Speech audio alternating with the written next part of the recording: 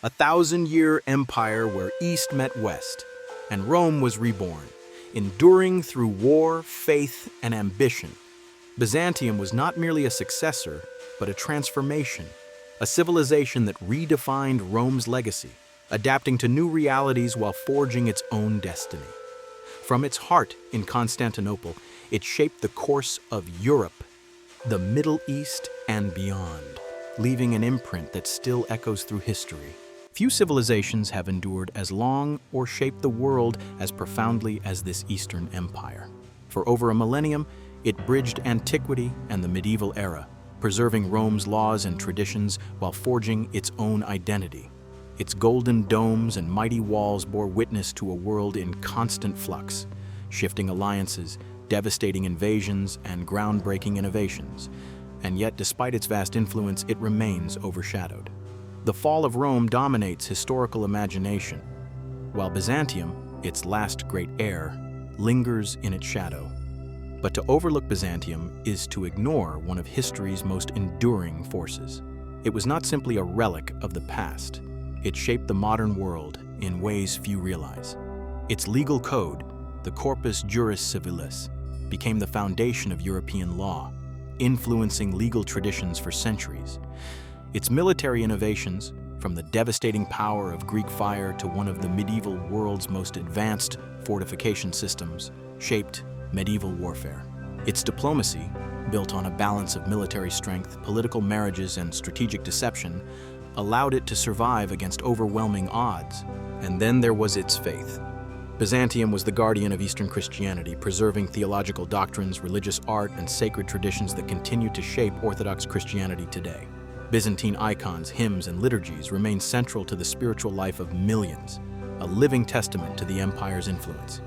Even the Renaissance, the very rebirth of Western thought, owes a debt to Byzantium, whose scholars safeguarded the wisdom of antiquity until the West was ready to reclaim it. For centuries, they preserved and expanded upon the works of ancient Greece and Rome, ensuring that philosophy, science, and literature were not lost to time. When Constantinople fell in 1453, its intellectuals fled west, carrying with them the knowledge that would ignite Europe's cultural and intellectual awakening. Without Byzantium, the modern world would look vastly different. But this was not just a story of legacy. It was an unyielding struggle for survival, a tale of ambition, resilience, and defiance against fate.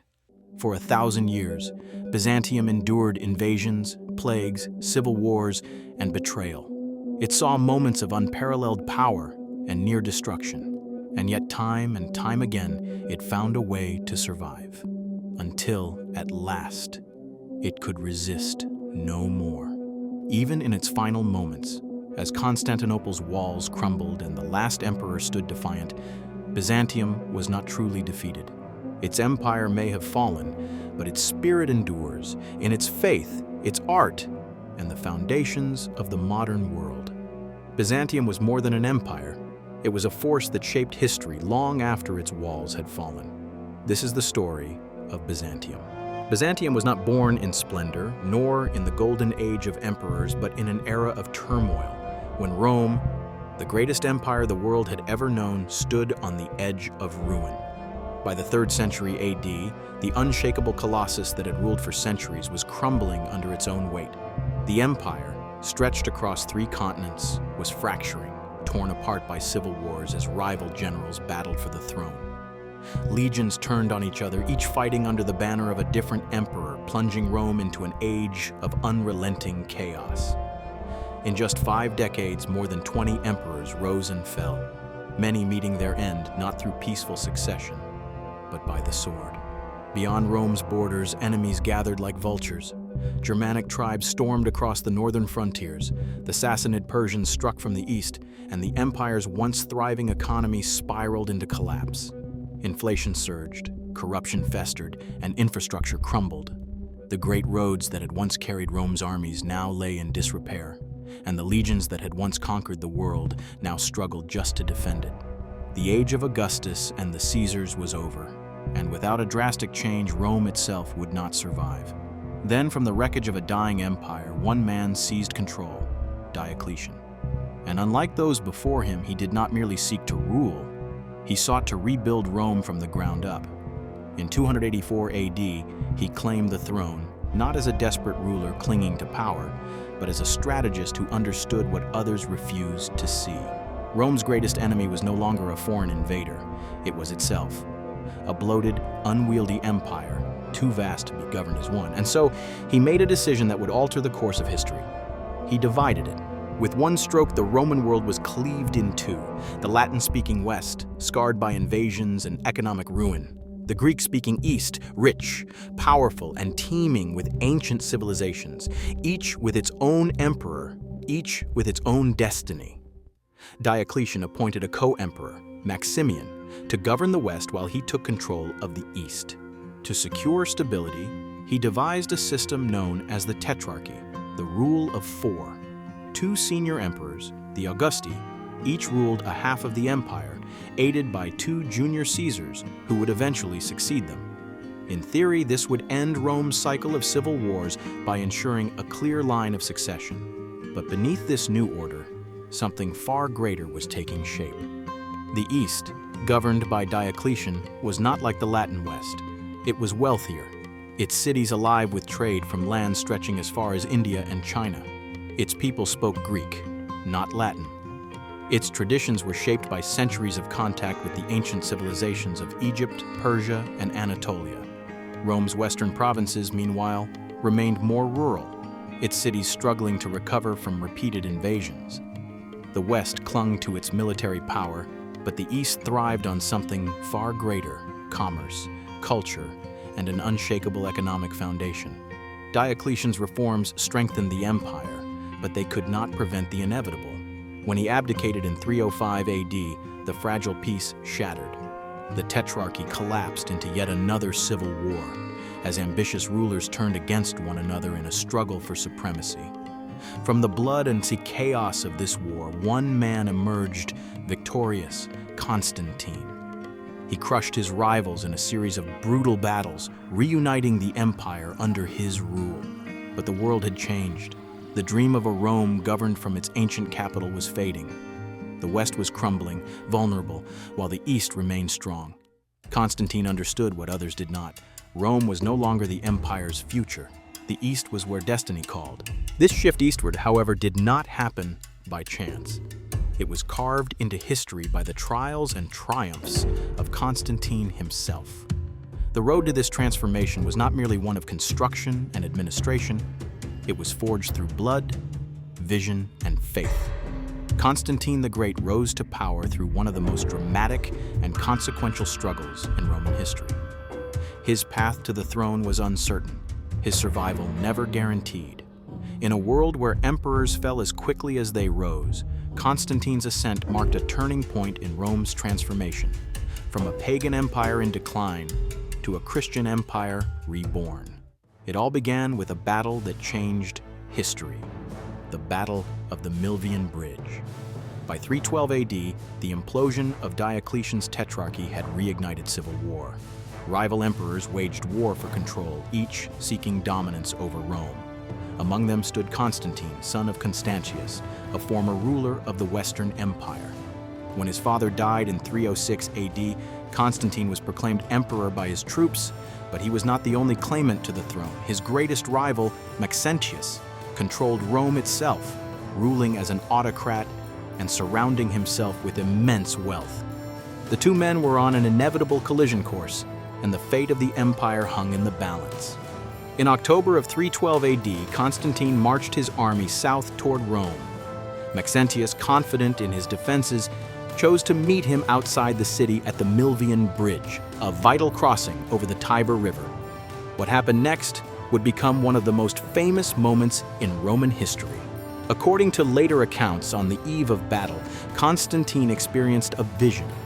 In the sky, he saw a symbol, a cross of light accompanied by the words, "In hoc signo vinces," in this sign you conquer. That night, he ordered his soldiers to paint the Christian Chiros symbol on their shields, representing the first two letters of Christ's name in Greek. Whether it was divine intervention or a calculated act of political genius, the impact was profound. At dawn, Constantine's army clashed with Maxentius's forces. The battle raged, but Constantine's disciplined troops gained the upper hand. As Maxentius' army retreated toward the bridge, disaster struck. In a desperate attempt to withdraw across the Tiber, Maxentius and thousands of his men were swept into the river and drowned. Constantine entered Rome victorious, hailed as the empire's new ruler.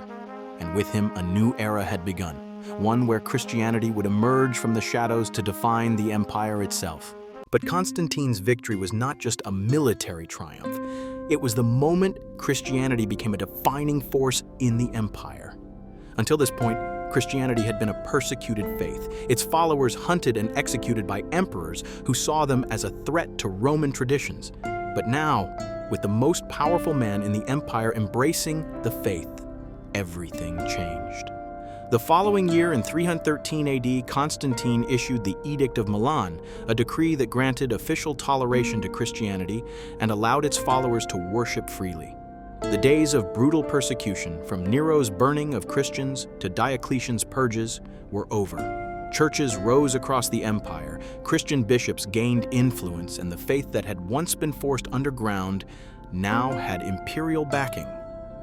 Rome itself had not yet become a Christian empire, but the foundations were in place.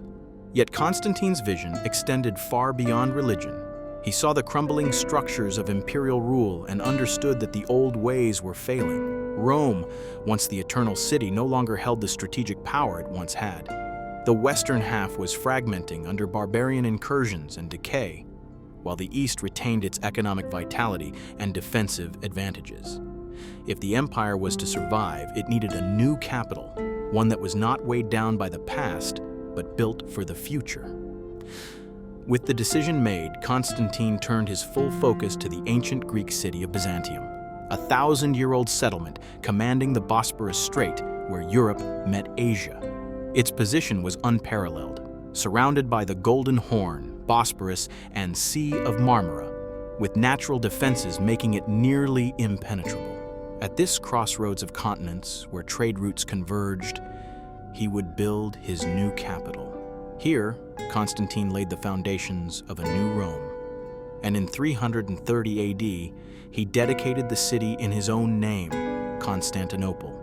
He didn't just reinforce its walls, he reimagined it entirely, transforming it with imperial forms, majestic churches, and towering palaces.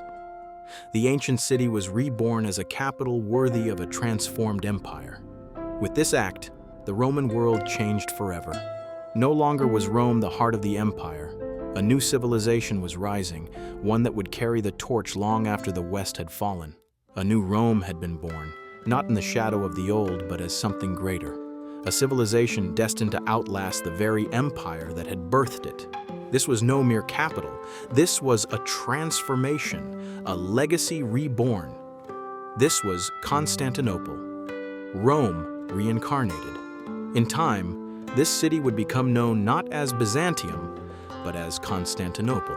The new Rome, more than a seat of power, it became a symbol, a bridge between worlds, a beacon of continuity and transformation. From the ashes of the old, Constantine had forged the beginning of something entirely new. In 324 AD, the transformation surged forward. The strategic settlement of Byzantium expanded on a massive scale. Vast streets were laid out, grand public buildings took shape, and towering walls began to rise. Constantine spared no expense, transporting marble from distant lands, bringing artisans from across the empire, and erecting statues, monuments, and obelisks that reflected the glory of Rome itself. At its center stood the imperial palace, a vast complex from which Constantine ruled.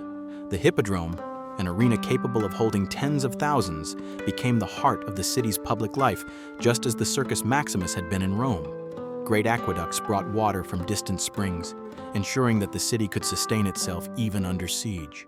A vast forum, known as the Forum of Constantine, was built, adorned with statues of past emperors, philosophers, and legendary figures. Everything about the city reflected Constantine's ambition. But even as Constantinople rose, Constantine faced a spiritual challenge that threatened his empire's unity. His most enduring impact came in shaping the faith that would define his realm. Though he embraced Christianity, the religion was still deeply divided. Different groups held conflicting beliefs about the nature of Christ, his relationship to God, and the fundamental doctrines of the faith. These theological disputes were not just religious matters, they threatened the unity of the empire itself. Constantine knew that a divided church could lead to unrest, and he took it upon himself to bring order to Christianity. In 325 AD, he summoned bishops from across the empire to a council in Nicaea. It was an unprecedented moment, the first great gathering of Christian leaders under imperial authority. The goal was clear: to establish a unified doctrine that all Christians followed. The primary issue at stake was the nature of Christ himself. A priest named Arius had been teaching that Christ was not divine in the same way as God the Father, a belief that deeply divided the Christian world. After intense debate, the council ultimately rejected Arius's teachings and declared that Christ was of the same essence as God, a doctrine that became the foundation of Orthodox Christianity. The result was the Nicene Creed, a statement of faith that remains central to Christian worship to this day. With the Council of Nicaea, Constantine did more than resolve a theological dispute. He solidified Christianity's role as the guiding force of his empire. Paganism still lingered, but the days of the old gods were numbered.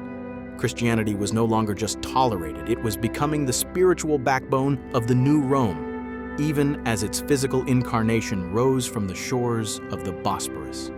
By the time Constantine died in 337 AD, the world he created had already taken shape. Constantinople stood as the great capital of the East, destined to outlast Rome itself. The empire, though still officially unified, had clearly shifted its center of power away from the Latin West and toward the Greek-speaking East. And Christianity, once a persecuted faith, was now intertwined with imperial rule, setting the stage for the rise of a truly Christian empire. In life, Constantine had been a warrior, a builder, and a ruler who reshaped history. In death, he became something more.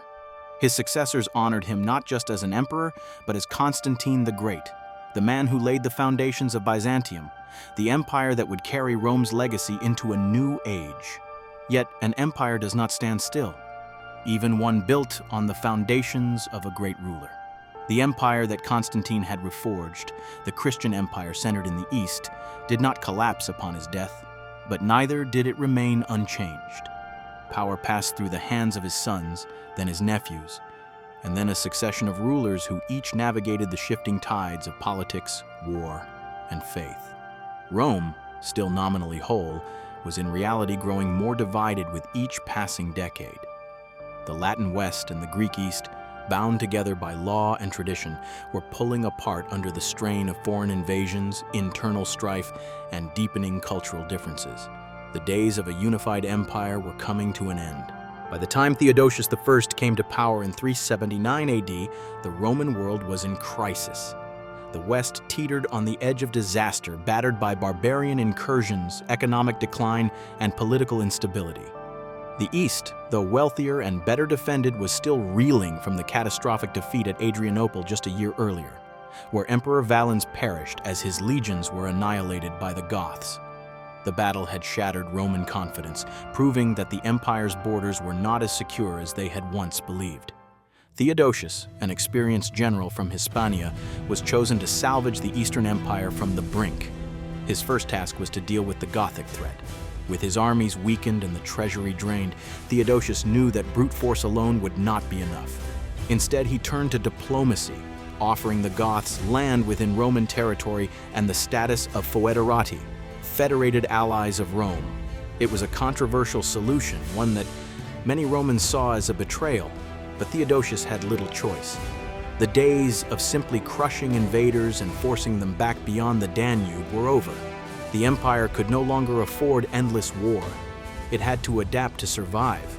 But even as he secured a fragile peace with the Goths, Theodosius faced another battle, one that would shape the future of the empire even more profoundly. Unlike Constantine, who had embraced Christianity while still tolerating pagan traditions, Theodosius was a man of unwavering faith. To him, Christianity was not just the preferred religion of the empire, it was the only acceptable path. And in 380 AD, he made it official. The Edict of Thessalonica, issued jointly by Theodosius and his Western co-emperors, was more than just another imperial decree. It was a declaration that changed the course of history. For the first time, Rome had an official state religion, Nicene Christianity. The doctrine that had been affirmed at the Council of Nicaea under Constantine was now the only form of worship permitted. All other Christian sects were branded as heretical, and pagan practices were condemned. The gods of old, once revered in grand temples across the empire, were now symbols of an age that was fading away. But faith alone could not hold the empire together. The political fractures that had been widening for generations could not be ignored.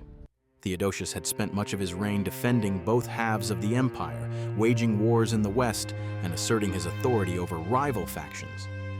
He was the last emperor to rule over a united Rome, but even he could not prevent the inevitable. In 394 AD, after a brutal civil war against the pagan usurper Eugenius, Theodosius emerged victorious. It was his final triumph, and it seemed to confirm that Christianity had truly conquered Rome. But victory came at a cost. Theodosius, exhausted from years of war and burdened by illness, did not have long to enjoy his rule. On January 17, 395 AD, he died in Milan, leaving the empire to his two sons, Arcadius in the east and Honorius in the west. It was a moment that defined the fate of Rome. This was not the first time the empire had been divided between heirs, but unlike previous splits, this one would never be reversed. Theodosius had believed in a unified empire, but his sons were weak and inexperienced. Arcadius, ruling from Constantinople, was controlled by his ministers and his powerful wife, Aelia Eudoxia. Honorius in the west was even less capable, manipulated by his general Stilicho and later left helpless as the empire crumbled around him. The division was now permanent. The Western Roman Empire, fragile and overextended, would not survive the coming century. Invasions by the Visigoths, Vandals, and Huns would tear it apart piece by piece until, in 476 AD, the last emperor in the West was deposed. But the East, under Arcadius and his successors, endured. This survival was no accident. The Eastern Empire had what the West lacked: strong defensive positions, greater economic stability, and most importantly, Constantinople. The city, built by Constantine as his grand capital, proved to be the shield that Rome had never truly had. Its immense walls, its strategic location between Europe and Asia, and its vast wealth made it nearly impregnable. As the West fell into chaos, Constantinople stood unshaken, the beacon of a civilization that refused to die. And yet, it was not just walls and wealth that ensured the East's survival. It was identity. By the end of the 4th century, the Eastern Roman world was no longer just another part of the empire. It was something distinct. It was Greek-speaking, deeply Christian, and increasingly bureaucratic, with a government that relied more on diplomacy and court intrigue than on brute military strength. The aristocracy in Constantinople no longer looked to Rome for guidance. They saw themselves as the true heirs of Rome's greatness, not as mere caretakers of a fading past.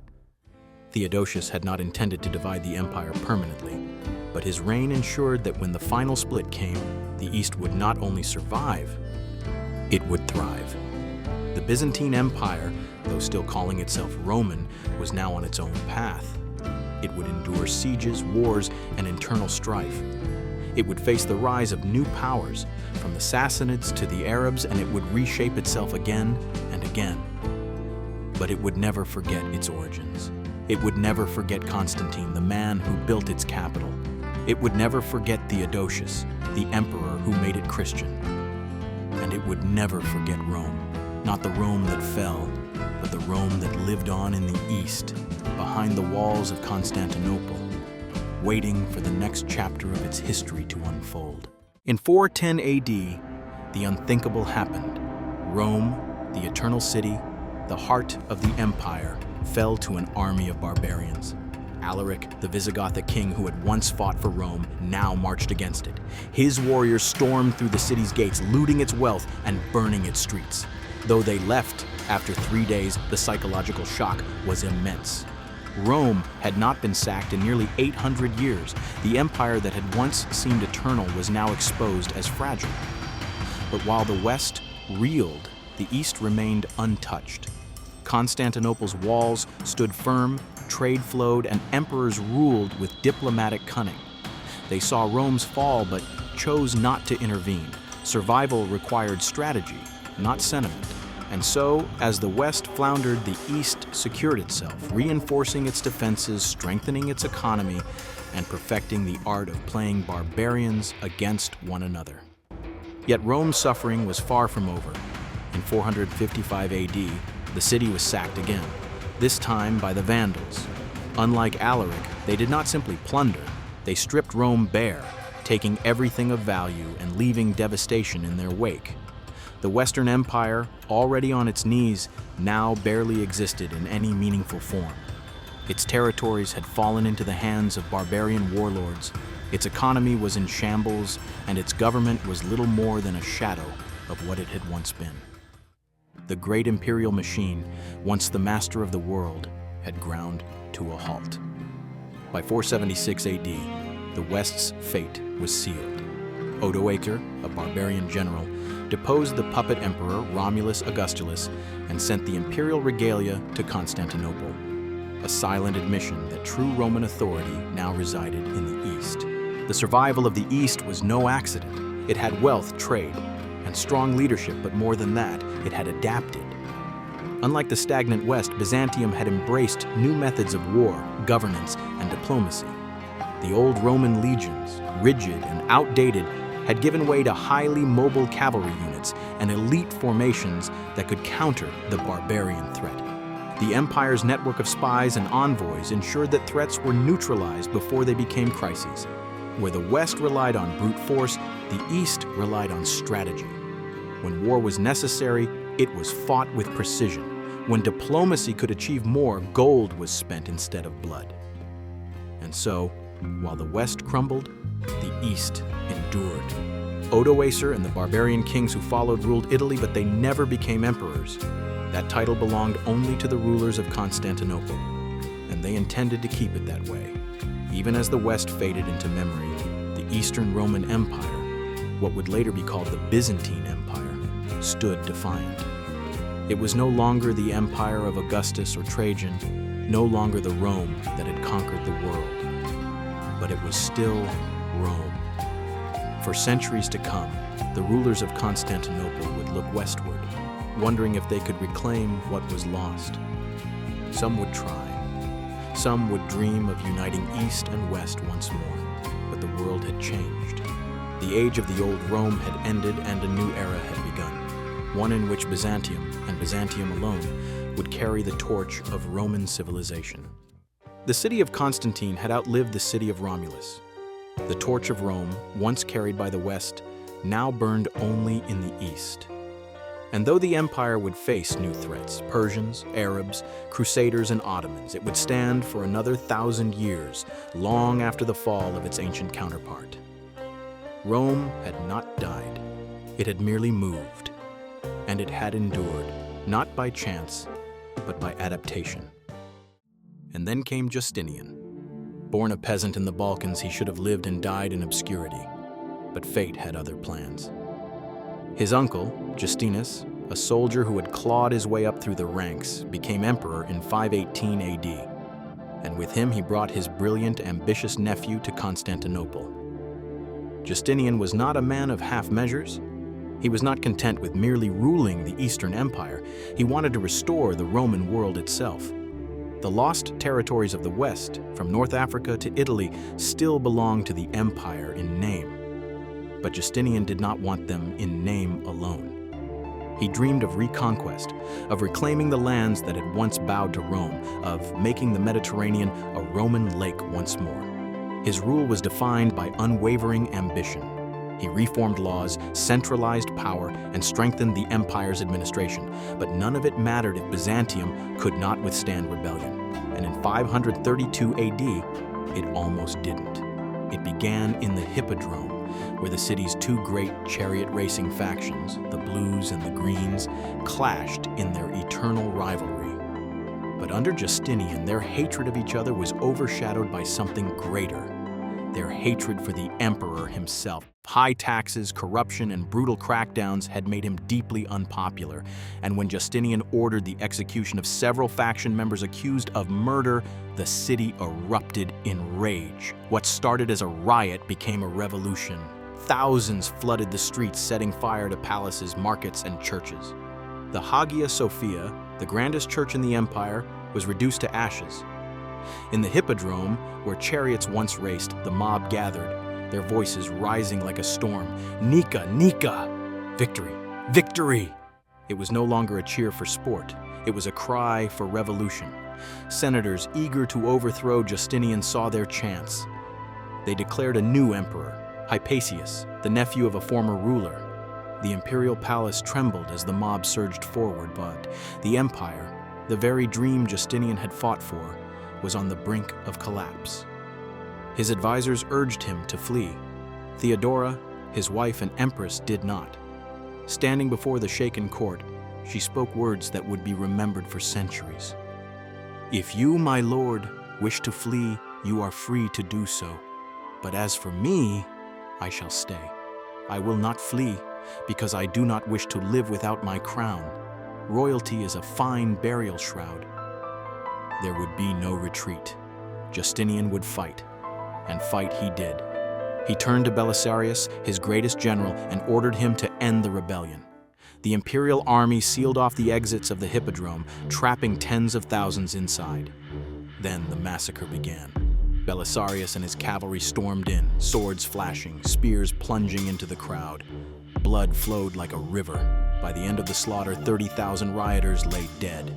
Hypatius, the would-be emperor, was dragged from his throne and executed. By nightfall, Justinian was the undisputed ruler of Constantinople. But the city lay in ruins. The flames of the Nika riots had burned away half of Constantinople, leaving destruction in their wake. But from the ashes, Justinian saw an opportunity, not just to rebuild, but to surpass everything that had come before. He envisioned a monument to imperial power, a structure so magnificent that it would leave the world in awe. And so, from the wreckage of the old Hagia Sophia, a new masterpiece would rise. Construction began almost immediately. He called upon the greatest architects of the age, Anthemius of Tralles and Isidore of Miletus, and gave them an order that defied all logic. Build the grandest church the world had ever seen, and do it in just 5 years. What followed was nothing short of an architectural miracle. Columns of marble and porphyry were brought from every corner of the empire. Massive domes, unsupported by traditional columns, seemed to defy gravity itself. The central dome, a monumental engineering feat, soared over 180 feet into the air, catching sunlight like a beacon of divine power. When Justinian first stepped inside, gazing upon the golden mosaics and towering pillars, he is said to have whispered in awe, "Solomon, I have surpassed you." The Hagia Sophia, completed in 537 AD, was not just a church. It was a declaration that Justinian had tamed chaos, that he had rebuilt Constantinople not as a city, but as a throne of heaven on earth. With his rule secure, he turned to his true vision, the restoration of Rome. And with Belisarius at his command, he launched a war that would shake the Mediterranean. The Roman world, long thought lost, would once again tremble under the banners of the empire. But the dream of restoration came with a price. The age of Justinian had begun, but to rebuild an empire, one must first reclaim what was lost. The West had fallen into ruin, its legacy scattered among foreign kings. For nearly a century, the Roman world had not been whole. The Western Roman Empire had collapsed under the weight of barbarian invasions, its once mighty provinces now fragmented into the kingdoms of the Vandals, Ostrogoths, and Visigoths. Where once Roman legions had marched in perfect discipline, now foreign kings ruled over the ruins of civilization. Cities had crumbled, aqueducts lay broken, and roads built to last an eternity had fallen into disrepair. Rome itself, once the center of the known world, was a shadow of its former self. To Justinian, these lands were not lost forever. They were simply occupied, their rulers nothing more than squatters on imperial soil. The Mediterranean had once been a Roman lake, its waters patrolled by fleets that carried the might of the Caesars, and in Justinian's mind, it would be Roman once more. Yet to reclaim the West, Justinian would not rely solely on sheer numbers or blind ambition. He turned instead to his greatest weapon, not an army, but a man, Flavius Belisarius. A soldier of rare genius, Belisarius was a commander unlike any other, a warrior who understood not just the art of war, but the psychology of his enemies. He had already carved his name into history by securing the empire's eastern borders against the relentless Persian threat, proving his worth with masterful strategy and unwavering loyalty. Now, Justinian entrusted him with a task of unimaginable difficulty: to retake an empire that had been lost for nearly a century. In 533 AD, Belisarius set sail for North Africa, the first step in Justinian's grand vision. His enemy? The Vandals, the very people who had sacked Rome in 455 AD, defiling the Eternal City, carrying off its treasures and turning Carthage into a stronghold of stolen Roman wealth. But despite their past strength, the Vandal kingdom was rotting from within, plagued by internal divisions, political infighting, and a complacent nobility. Justinian saw an opportunity, a chance to strike before the Vandals could unite against him. With only 15,000 men and 500 ships, Belisarius landed near Carthage, outnumbered but not outmatched. He moved with lightning speed, using strategy rather than brute force to defeat his enemy. At the Battle of Ad Decimum, he lured the Vandals into a deadly trap, striking at the perfect moment. Their forces collapsed in a single day. The Vandal king, Gelimer, fled into the mountains, seeking refuge among the Berbers. But no fortress could protect him from fate. Soon after, he was captured and brought before Belisarius. Yet rather than weep or curse his captors, he laughed, a bitter, hollow laugh, not born of madness, but of realization. He had lost everything in the blink of an eye. North Africa was Roman again. But the true prize lay across the sea. Italy, the ancient heart of Rome, now ruled by the Ostrogoths. Justinian's ambitions would not be complete without reclaiming the land where emperors had once walked.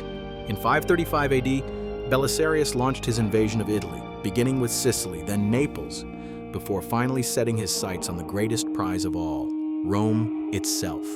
The Eternal City, which had once ruled the world, had become a mere outpost under Gothic rule. But when Belisarius entered, the people did not resist. There were no riots, no uprisings. Instead, they welcomed him as a liberator, as if the soul of Rome had been waiting for its return to imperial hands. Yet the Ostrogoths would not surrender so easily. By 537 AD, a massive Gothic army of over 100,000 men gathered to reclaim what had been lost. They laid siege to Rome, surrounding it, cutting off its supply lines and preparing for a brutal war of attrition. Inside the city, Belisarius had only 5,000 defenders, a hopelessly outnumbered force. But he knew that war was not won by numbers alone. Using every trick of Roman engineering, he transformed Rome into an unbreakable fortress. He fought not just with swords, but with strategy, starving the enemy, using deception, launching relentless counterattacks that turned the siege into a slow, grinding death for the Ostrogoths. For a year, Rome bled. Its streets filled with the dead, its people suffered, but Belisarius did not break. And when the Goths finally abandoned their assault, it was clear: Rome was still Roman. But even as victory seemed within grasp, politics proved to be an enemy more treacherous than any barbarian army. Justinian, ever wary of power outside his own grasp, began to fear the growing fame of his general. Belisarius had become too successful, too beloved by his soldiers, and so, just as Italy teetered on the edge of final victory, Justinian recalled him, Without its greatest commander, the campaign faltered. Chaos erupted. The Ostrogoths, now under a brilliant new king named Totila, regained lost ground. Rome changed hands 5 times in brutal battles, its streets reduced to a wasteland of rubble and corpses. The city that had once been the jewel of civilization became a desolate ruin, its people either dead or scattered. Finally, in 551 AD, Justinian sent a new commander, Narses, with a fresh army. At the decisive Battle of Taginae, Totila was slain and the Gothic kingdom collapsed. By 554 AD, Italy was Roman again, but it was a hollow victory. 2 decades of war had drained the empire's treasury, depopulated entire cities, and left Italy in ruins. Though Justinian had reclaimed the lands of the West, he had done so at an immense cost. His empire, though victorious, had been stretched to the breaking point. Yet Justinian's vision was not only one of conquest. He did not seek merely to restore the empire. He sought to redefine it. For centuries, Roman law had been an incoherent mess of conflicting decrees and outdated rulings, a labyrinth of regulations that even the most skilled jurists struggled to navigate. Justinian demanded order. He turned to Tribonian, a brilliant legal scholar, and tasked him with creating a single, unified legal code. The result was the Corpus Juris Civilis, the Justinian Code, a legal masterpiece that would shape Western law for over 1,000 years. It covered everything from citizenship to property rights, contracts to crime, imperial authority to justice. Long after his empire faded, his laws endured. But even the greatest of emperors could not command nature. In 541 AD, ships from Egypt brought a new enemy, one no army could fight. The Justinianic Plague, the deadliest since the time of Marcus Aurelius, swept through Constantinople. It was bubonic plague, the same disease that would one day return as the Black Death. Tens of thousands perished within weeks. The air itself seemed cursed, thick with the stench of rot and despair. Bodies piled up in the streets. Civilization itself teetered on the edge of collapse. Even Justinian himself was stricken, hovering between life and death. Though he survived, he was not the same man. His once mighty presence faded, his body weakened, and his spirit dimmed. And worse, his empire never truly recovered. The plague had killed up to 25 million people, draining the last reserves of strength from the empire. The Western conquests, so brilliantly won, now seem meaningless in the face of famine, depopulation, and renewed invasions.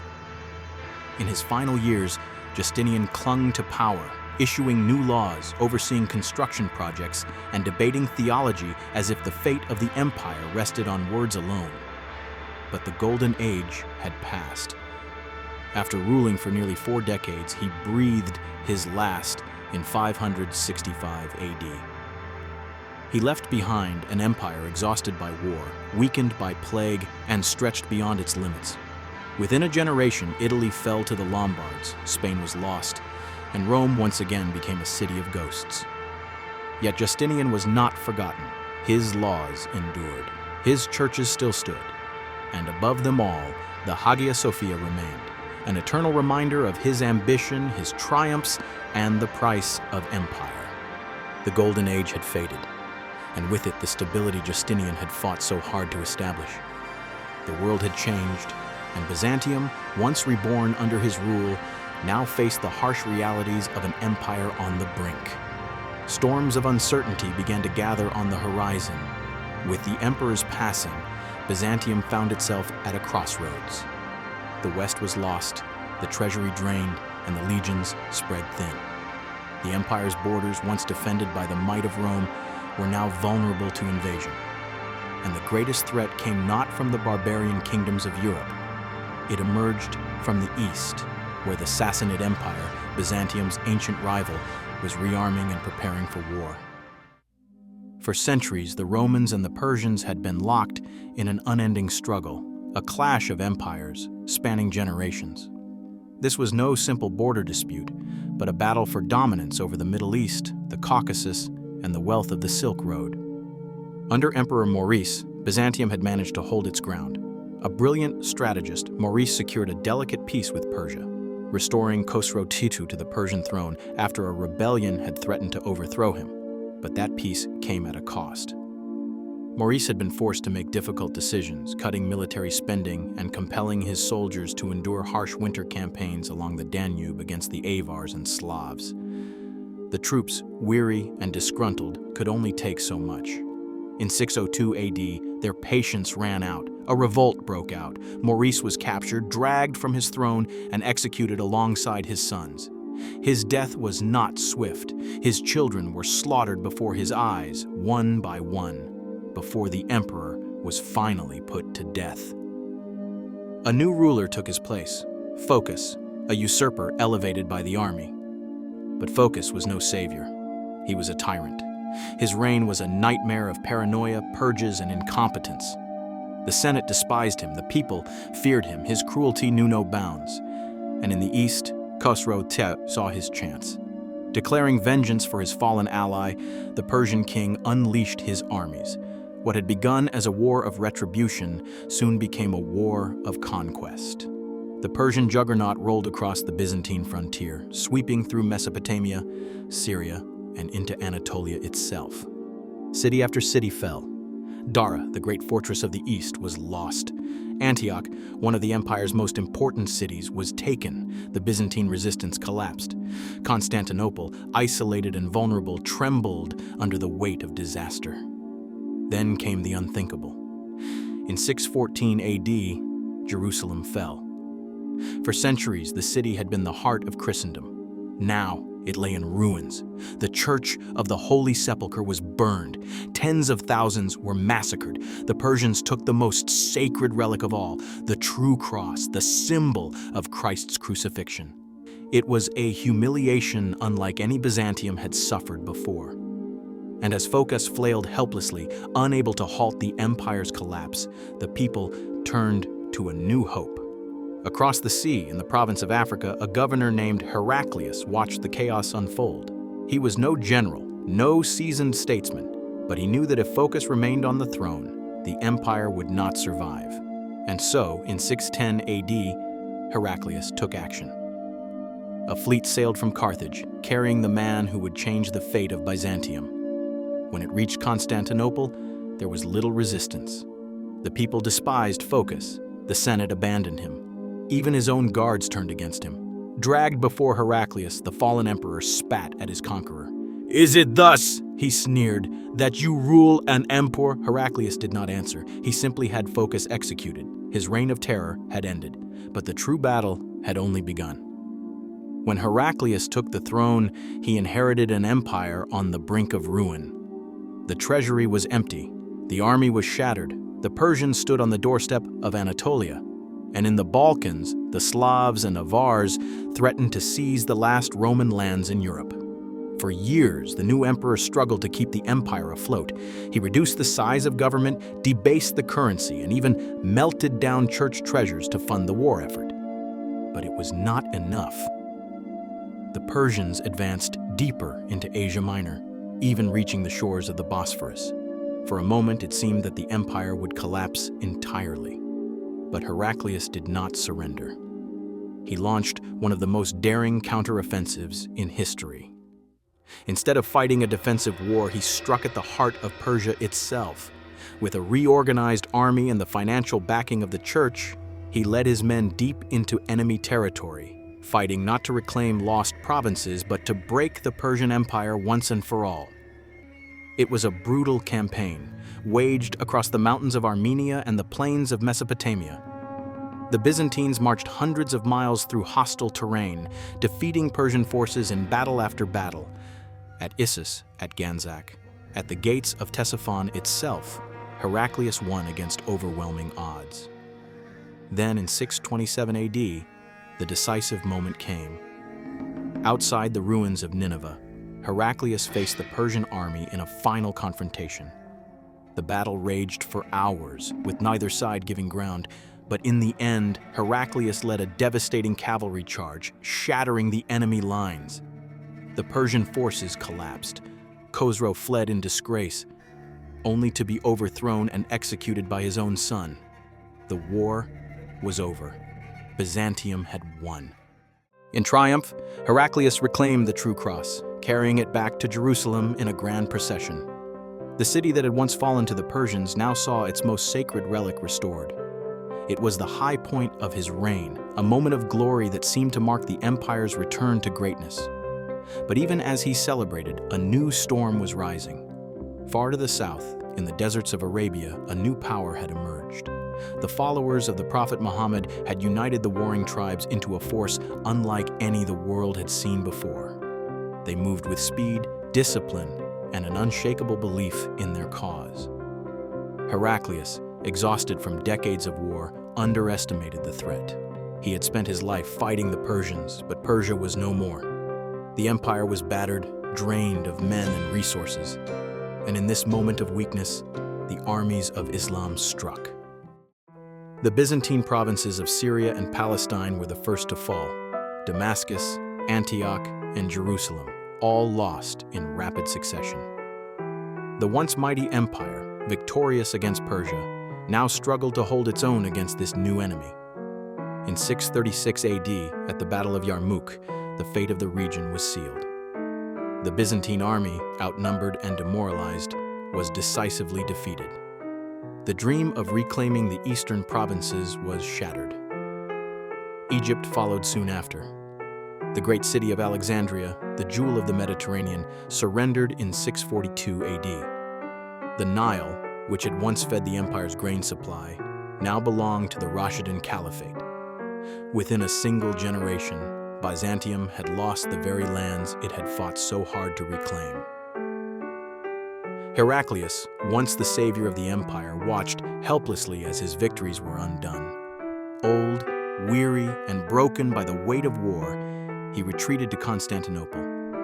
The man who had defeated Persia did not live to see the full extent of the empire's decline. He died in 641 AD, leaving behind an empire forever changed.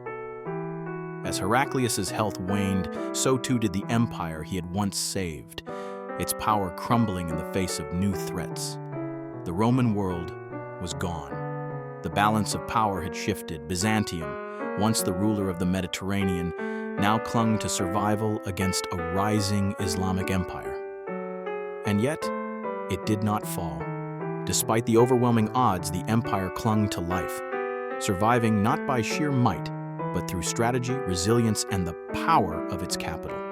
Constantinople remained the greatest fortress of the ancient world, a city protected by walls that had never been breached. But for how long could they hold?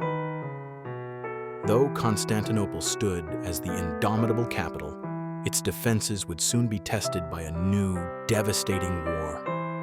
A new war was coming. And this time, the very heart of the empire would be the target. Heraclius's successors, already weakened by the loss of so much territory, struggled to maintain any semblance of control. Constans, who inherited the throne in 641, was not the warrior emperor his predecessor had been. Instead of rallying the empire, Constans was bogged down by domestic troubles, including frequent rebellions within his own ranks. His focus on Western matters, particularly securing control of Sicily and North Africa, allowed the Arabs to consolidate their victories and continue their expansion. They had tasted blood, and they would not be content until Byzantium was nothing more than a memory. Meanwhile, the rise of a new leader in the Islamic world would change the course of this conflict. Muawiyah, initially the governor of Syria, rose to prominence amidst the political turmoil following the assassination of the third caliph Uthman in 656 AD. This event plunged the Islamic world into civil war, the fitna, a series of conflicts that would define the future of the Caliphate. While the civil war raged, Muawiyah, ever the pragmatist, used the chaos to strengthen his position in Syria. By 661, he had emerged victorious, defeating his rivals and consolidating power, establishing the Umayyad Caliphate. Muawiyah's ambition was clear. No longer content with simply governing Syria, he aimed to expand the newly founded Umayyad dynasty into an empire that could rival the Byzantine Empire. To this end, he turned his attention to Byzantium itself. Though the Caliphate was still mired in its internal conflicts, Muawiyah was determined to press the advantage. He understood that the Eastern Roman Empire, once the greatest power in the Mediterranean, was on the brink of collapse. But it was not defeated yet. He knew that to conquer Byzantium, he had to strike swiftly and decisively. The years following Muawiyah's rise were marked by continued Arab raids and incursions into Byzantine territory, particularly in Anatolia. Cities, towns, and fortresses fell one after another. In 668, Muawiyah launched a full-scale campaign against the city of Amorium, a critical stronghold in the heart of Byzantine Anatolia. It was a precursor to the larger strategy that would eventually target Constantinople itself. During these years, Constantine, who had retreated to Sicily in 663 to seek a more secure base, could only watch as the very foundation of the empire crumbled. His reign was marked by failures, and in 668, Constans was assassinated under mysterious circumstances, leaving his young son, Constantine IV, to inherit a nearly broken empire. Constantine IV was thrust into power at a time of unprecedented crisis. He was only around 16 years old, inexperienced in the ways of ruling an empire at war. Yet he would soon have to prove himself capable of defending Constantinople from an unstoppable force. By the 670s, the Umayyads had established their dominance over much of the eastern Mediterranean. They had conquered vast swaths of land stretching from the Atlantic coast of North Africa to the Levant, including the important Byzantine coastal regions.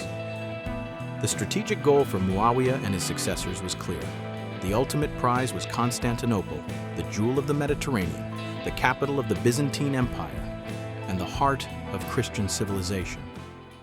Muawiyah's forces, both naval and land, had grown in power. By 674, he was ready to strike.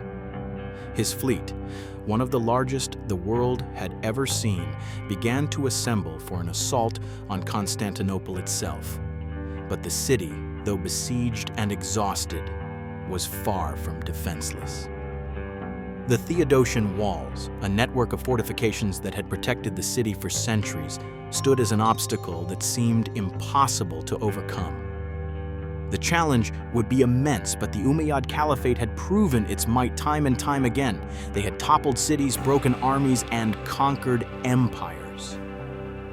The first Arab siege of Constantinople began in 674 as Arab fleets sailed from the shores of Syria and began to encircle the city. Constantinople found itself under siege for the first time in its long history. The Umayyads attacked relentlessly from the sea, their ships launching deadly strikes along the city's coastline. But despite their superior numbers, the Arabs found themselves unable to breach the city's formidable defenses. Each time they attempted to attack, the walls held firm. The city was shielded by not only its great walls, but by its fortified harbors and the Byzantine navy, which still commanded the seas despite the challenges posed by the Arab fleets. The siege was not quick.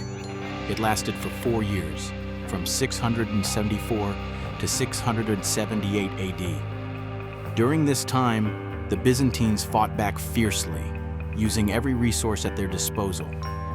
And it was in these dark years that the secret weapon of Byzantium, Greek fire, emerged as the key to their survival. Greek fire was a weapon unlike anything the world had ever seen before. Its exact composition remains a mystery to this day, but it is believed to have been a type of incendiary compound, possibly a mixture of chemicals such as naphtha, sulfur, and quicklime, which could burn even on water.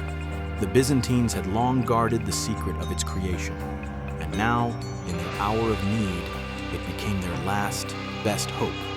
In 677, the Byzantines unleashed Greek fire on the Arab fleet.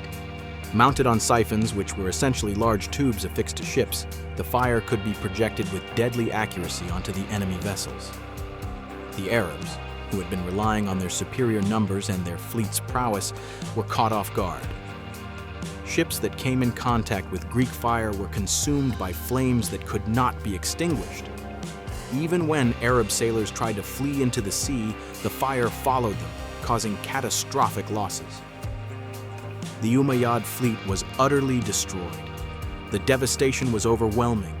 The once proud navy of Muawiyah, which had encircled Constantinople and harassed its coasts for years, was left in ruins. The Byzantine fleet, bolstered by the newly discovered weapon, had turned the tide. The Greek fire was an equalizer, one that shifted the balance of power in the Mediterranean. Without it, the city may very well have fallen. The siege of Constantinople ended in 678 when Muawiyah, unable to break the city's defenses, was forced to retreat. The Arabs, having suffered tremendous losses, agreed to a truce. The terms of the peace were simple. The Umayyads would withdraw their forces from the city and its surroundings in exchange for an annual tribute paid to the Caliphate. This temporary peace was hard-won, and though it saved Constantinople, it was only a pause in the ongoing struggle between Byzantium and the growing power of the Umayyads. The siege had failed, but the Arabs would not give up so easily. For the next century, they would continue to press their claim to Byzantium's territory, seeking ways to return and finish what they had started. The Byzantine Empire, for its part, had survived this trial by fire. The walls of Constantinople had held, and the city had stood strong against an overwhelming enemy. But the cost was high. The empire had been left bloodied, weakened, and on the verge of collapse. Yet the survival of Constantinople was a testament to the resilience and determination of the Byzantine people. The walls had held, Greek fire had burned, and the empire, though battered, had not fallen. This victory, however temporary, was a shining example of Byzantine ingenuity and strength in the face of insurmountable odds. But the survival of the empire was not guaranteed. The Arab forces would return, and the wars would continue. The Byzantine Empire, though diminished, still clung to life, and it would fight tooth and nail to defend its capital, to preserve its legacy, and to protect the very heart of the Mediterranean world. But how much longer could it hold? In the shadow of the first Arab siege, the future of Byzantium rested on a razor's edge. The empire had been saved for now, but the war was far from over. The Arabs, though repelled, would not simply fade away. Their forces, though temporarily withdrawn, were already regrouping, plotting their next move. But even as the shadow of future conflict loomed, Byzantium found itself entering a period that would forever alter the course of its history.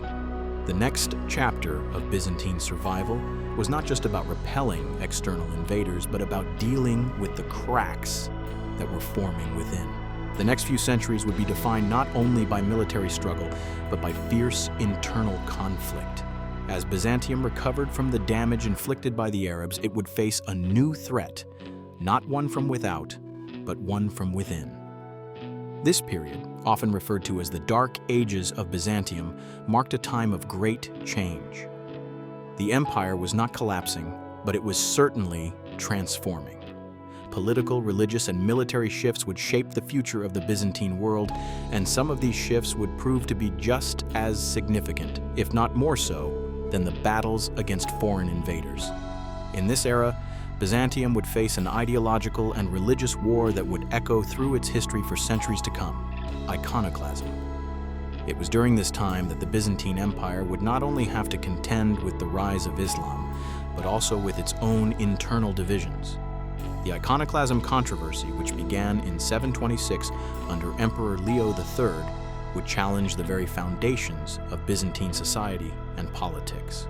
The dispute over the veneration of religious icons would not just tear the church apart, it would affect the entire empire, destabilizing it from within. As Byzantium grappled with the religious and political turmoil of iconoclasm, it would also turn to military reforms to ensure its survival. In the wake of the first Arab siege, and in anticipation of future conflicts, the theme system was established, an innovation that would change the way Byzantium defended itself and administered its vast territories. The empire's future would depend as much on its ability to adapt to internal strife as on its ability to face external threats. The Byzantines had survived once, but could they continue to do so in the face of mounting challenges? With the Arab threat temporarily held at bay, the Byzantine Empire now turned inward, facing a divisive conflict that would shake the foundations of both the church and the state. It was a theological and political battle of epic proportions. The iconoclasm controversy, sparked by Emperor Leo III's decision to outlaw the veneration of religious images, ignited fierce opposition. This was not merely a theological dispute. It was a power struggle that would redefine the Byzantine Empire's relationship with religion and the state. The controversy began in 726 when Emperor Leo III issued an edict forbidding the use of icons, religious images, and statues in churches. This was a direct challenge to centuries of religious tradition. The iconoclasts, those who sought to break and destroy religious icons, believed that such images were blasphemous and a violation of the Second Commandment. The opposing side, the iconodules, defended the use of icons, seeing them as an essential part of worship and religious expression. The dispute quickly escalated from a theological debate into a political and social conflict. The implications were profound. The iconoclasm controversy tore at the heart of the Byzantine Empire. It divided the ruling class, the church, and the people. Emperors sought to consolidate their power by aligning themselves with the iconoclasts, while the church fought back, using the veneration of icons as a symbol of its spiritual authority. The conflict destabilized the empire in numerous ways, fracturing unity both in the religious sphere and among the ruling elite. This struggle also had a significant cultural and artistic impact. The destruction of religious images during this time was not just about theological disputes, but about the very soul of Byzantine art. Icons were shattered, altars desecrated, and the visual traditions that had been carefully cultivated over centuries were disrupted. In place of the richly adorned churches filled with sacred images, the empire was forced to rethink its approach to religious expression. The iconoclasm controversy would leave an indelible mark on Byzantine society, one that would echo throughout history.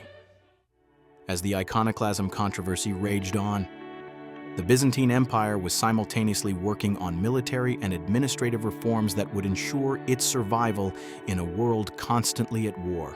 With the threat of the Arabs still looming and new challenges arising from within and beyond, the empire needed new tactics to face the ever-present pressure on its borders and from internal divisions.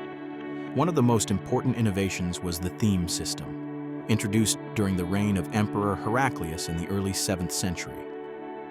This system was a game-changer for Byzantium. It decentralized military power by dividing the empire into regions or themes, each of which had its own army and local governance. The theme system not only provided a more efficient military structure, but also ensured that local commanders could respond quickly to threats. This helped secure the empire's borders and protect its provinces from external invasions. The decentralization of power also helped to stabilize the empire internally. The theme system empowered local generals to manage their territories and defend them against invasions, while also ensuring that the central government could focus on broader strategic concerns. It was an innovation that allowed Byzantium to weather the external pressures brought on by the rise of Islam and the continuing threat from the Arabs. As the Byzantines dealt with internal strife and external threats, these survival tactics ensured that the empire could endure. Though the iconoclasm controversy would continue to shape the empire's identity, the military and naval reforms that emerged during this time would help keep Byzantium on its feet, preserving the legacy of one of history's most enduring empires. Yet despite all these efforts, the empire's survival would face its ultimate test in the year 717, the Second Arab Siege of Constantinople. The year 717 marked a pivotal moment in the Byzantine Empire's long and storied history. After decades of political turmoil, military crises, and religious debates, the Byzantine Empire once again found itself facing one of its most dangerous threats, this time from the forces of the Umayyad Caliphate. In many ways, the Second Arab Siege of Constantinople was a fight for the very survival of the Byzantine Empire. The Umayyads, having already launched a failed attempt at besieging Constantinople several decades earlier, were now more determined than ever to finish what they had started. With a massive army and one of the largest naval fleets in the world at their disposal, the Arabs believed they could finally breach the walls of the fabled city, but they underestimated the resilience, ingenuity, and tactical brilliance of the Byzantines, particularly their Emperor Leo III, who emerged as the hero of the hour. The siege began in the summer of 717 when the Umayyad army, led by General Maslama ibn Abd al-Malik, arrived at the gates of Constantinople. This time, they were determined to capture the city and bring the Byzantine Empire to its knees. The Arabs had learned from their previous failure in the 7th century and brought an even greater force. Over 80,000 soldiers, including seasoned warriors from across the vast Umayyad territories, were assembled for the assault. Along with them came an enormous naval fleet designed to blockade the city's vital supply lines and prevent any escape or reinforcements from reaching the defenders. With the Byzantine Empire facing internal instability and civil unrest, many believed that Constantinople's fall was inevitable. Yet what the Arabs didn't count on was the brilliance of Emperor Leo III and the indomitable spirit of the Byzantine people. The defense of Constantinople during the siege was nothing short of extraordinary.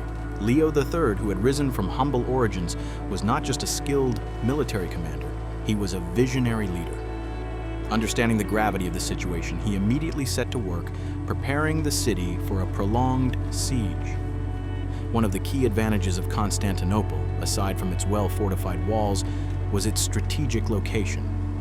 Nestled on the shores of the Bosphorus, the city was naturally protected by water on 3 sides, with only the landward side needing significant fortification. These formidable walls, built over centuries, had withstood countless assaults in the past. But Leo knew that the real key to survival lay not only in the defense of the walls, but also in the ability to cut off the enemy's supply lines and starve the besieging forces into submission. For months, the Umayyad forces circled Constantinople, attempting to breach its walls and break the defenders' morale. But every time they tried, they were repelled. Despite the numerical superiority of the Arabs, the Byzantine defenders held firm, and as the siege dragged on, the conditions for the Arabs grew worse. The winter of 717-718 was particularly harsh, and the besieging army struggled with disease, lack of food, and the bitter cold. The siege was beginning to take its toll on the Arab forces, but the decisive moment came when the Byzantines deployed Greek fire. The Byzantines had long kept the composition of Greek fire a closely guarded secret, and its use during the siege was a game changer. The Byzantine navy, which had been bolstered by reforms initiated by Leo III, played a crucial role in the defense. With Greek fire in hand, the Byzantine navy launched a series of devastating attacks on the Arab fleet. The once proud Umayyad navy, which had been a key part of their strategy, was crippled. Ships were set ablaze, and the Arabs were left with no way to sustain their siege from the sea. The psychological impact of this naval defeat was profound. The Arabs, accustomed to naval superiority, were thrown into disarray.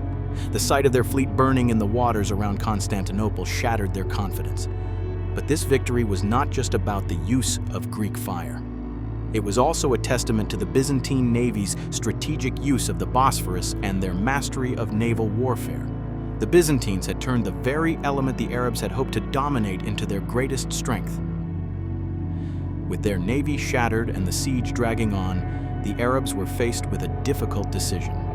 In the spring of 718, after months of failed attempts to breach the city, they were forced to retreat.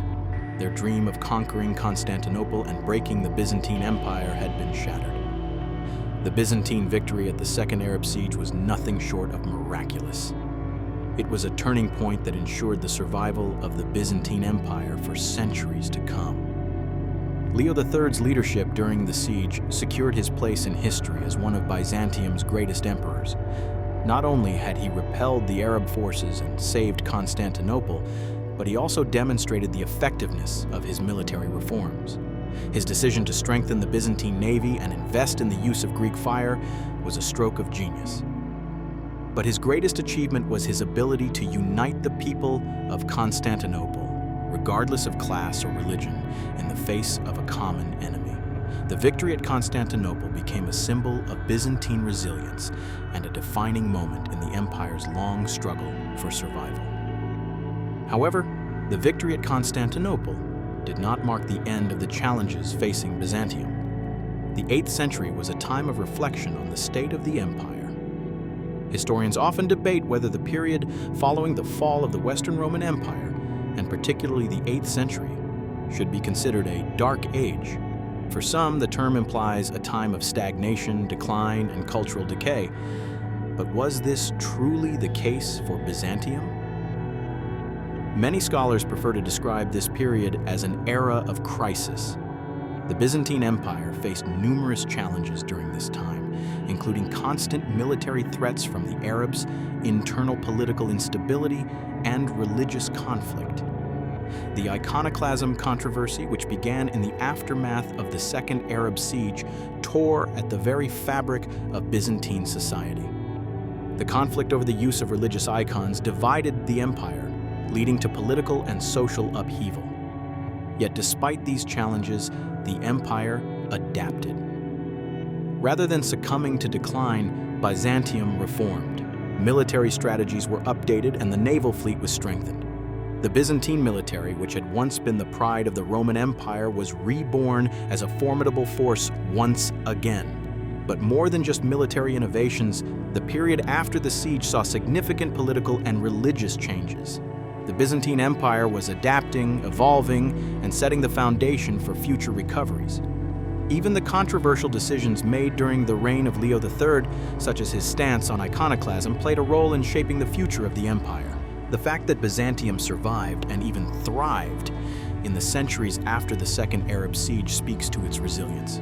The reforms and adaptations made during this period were critical to the empire's survival. Despite the internal turmoil and external threats, the Byzantines preserved their empire, which would go on to play a crucial role in the history of Europe and the Mediterranean. The Second Arab Siege of Constantinople was one of the defining moments in Byzantine history. It demonstrated the resilience, resourcefulness, and military genius of the Byzantine people. The victory ensured the survival of the empire and cemented the legacy of Emperor Leo III as one of the greatest leaders in history. But the broader implications of this period are just as important. Was it truly a dark age for Byzantium? Or was it a time of crisis that spurred transformation? The answer may lie in the ability of the Byzantine Empire to adapt and survive, setting the stage for future recoveries and ensuring it would remain a force in the Mediterranean for centuries to come. The Second Arab Siege proved that the Byzantine Empire, though facing immense challenges, was far from fading into history. Its resilience, fueled by military reforms, leadership, and the unity of its people, carried it through the crises of the 8th and 9th centuries, laying the groundwork for the empire's eventual resurgence in later centuries. Having weathered such immense trials, Byzantium moved beyond mere survival and entered a period of remarkable transformation.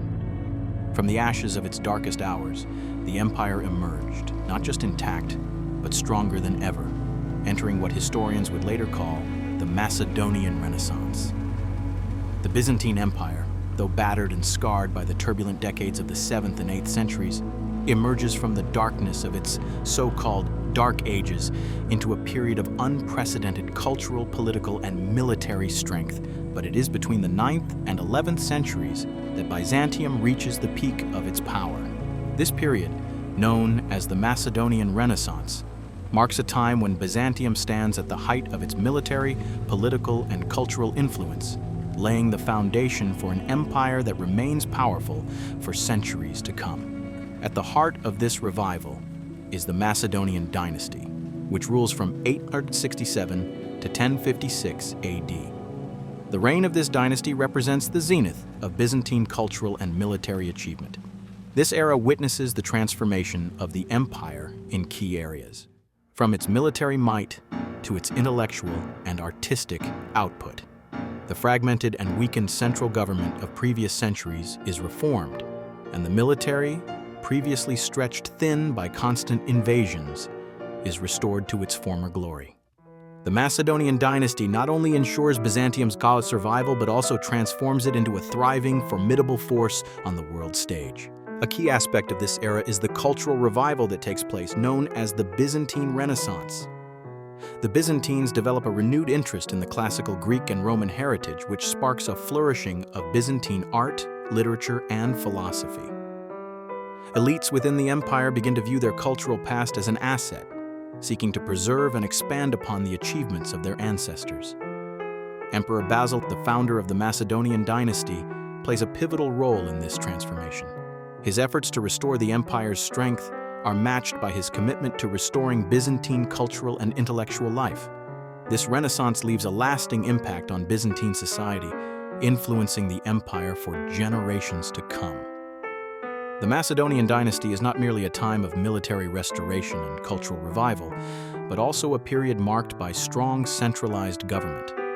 The internal divisions that plagued Byzantium in earlier centuries are healed, and the empire becomes more stable and cohesive. The central authority of the emperor is reaffirmed, and the imperial bureaucracy is strengthened, making the Byzantine state more efficient in managing its vast territories. With this strong central government, Byzantium focuses on defending its borders and fostering a thriving economy and culture within its borders. One of the distinguishing features of the Macedonian dynasty is its ability to secure and expand the empire's borders, particularly in the Balkans and the eastern Mediterranean. The military reforms instituted during this period are crucial to restoring Byzantine dominance in these regions. The Byzantine army, which had been weakened by years of civil strife and foreign invasions, is restructured and modernized. A more professional and disciplined army emerges, capable of defending the empire against the growing Arab threat to the east and the Bulgars to the north. But the Macedonian emperors do more than just defend their lands. They also launch successful campaigns to expand the empire's borders. The most notable of these campaigns is against the Bulgars, which culminates in the defeat of the Bulgarian Empire by Emperor Basil II. Known as Basil the Bulgar Slayer, Basil II earns his place in history as one of the greatest military leaders Byzantium ever knew. His brutal campaigns in the Balkans crush the Bulgarian threat and secure Byzantine control over the region for generations. Yet the significance of the Macedonian dynasty extends beyond military victories. The political and cultural achievements of this period are just as significant. The political and cultural achievements of the Macedonian dynasty have a profound impact on the development of Byzantine society. One of the most important aspects of this period is the revival of classical studies. In an effort to preserve the knowledge of ancient Greece and Rome, the Byzantines collect, study, and copy the great works of classical antiquity. This intellectual movement, focused on philosophy, literature, and the sciences, forms the foundation for the Byzantine Empire's contribution to preserving Western civilization. The Byzantines not only keep ancient knowledge alive, but also advance it, making significant contributions to law, mathematics, and theology. Byzantine art and architecture also thrive during this period. The empire sees the construction of some of its most iconic buildings, including the Church of the Holy Apostles in Constantinople. Byzantine artists produce beautiful mosaics and icons that reflect the empire's deep religious devotion and artistic sensibility. Religion and culture are intertwined in Byzantium, with the church playing a central role in both public and private life. The preservation of religious and classical texts is not only a cultural achievement, but also a spiritual one, as the Byzantines view themselves as the guardians of the true Christian faith and the inheritors of the classical world. Among the most significant cultural events of this period is the Christianization of the Slavs and the conversion of Kievan Rus in 988 AD. Byzantine missionaries play a crucial role in spreading Orthodox Christianity to the Slavic peoples, with the impact of this religious conversion felt for centuries. Saints Cyril and Methodius, two Byzantine monks, stand at the forefront of this missionary work. Their efforts to translate the Bible into Slavic languages and establish the Orthodox Church in Kievan Rus lay the foundation for Eastern Orthodoxy to take root in the Slavic world. The conversion of the Slavs marks the beginning of a new era in which Byzantine culture and Christianity spread across Eastern Europe. The Christianization of Kievan Rus strengthens the ties between Byzantium and the Slavic peoples. By establishing the Eastern Orthodox Church in Kievan Rus, Byzantium ensures that the Slavs remain part of its cultural and religious sphere. This fosters strong diplomatic and cultural relations between the two regions. Byzantine influence extends throughout the Slavic world, spreading Byzantine art, culture, and religious practices far beyond the empire's borders. The religious and cultural connection between Byzantium and Kievan Rus becomes a cornerstone of Eastern European history, lasting for centuries. The spread of Christianity is not merely a religious movement, but also a political and cultural one. By converting the Slavs to Orthodox Christianity, Byzantium gains powerful allies in the region and establishes itself as the spiritual center of the Eastern Orthodox world. This also has a profound impact on the political landscape of Eastern Europe, with the Orthodox Church becoming a central institution in the political and cultural life of the Slavic states. The Christianization of the Slavs and the establishment of the Eastern Orthodox Church in Kievan Rus marks a milestone in Byzantine history, ushering in a new era of cultural and political influence in the region. As the 10th and 11th centuries unfold, Byzantium reaches the peak of its power and influence. The military reforms, cultural revival, and religious expansion of the Macedonian dynasty create a period of stability and prosperity. The empire's borders are secure, its economy thrives, and its cultural influence stretches far beyond its borders.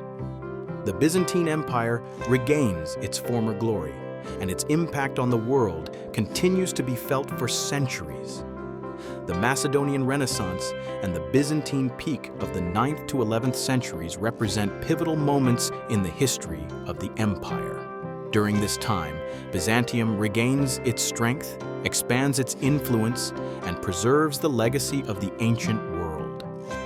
The political, military, and cultural achievements of the Macedonian dynasty shape the course of Byzantine history for generations. Byzantium's role as the protector of Orthodox Christianity and the guardian of classical knowledge leaves an enduring mark on both Eastern Europe and the Mediterranean world.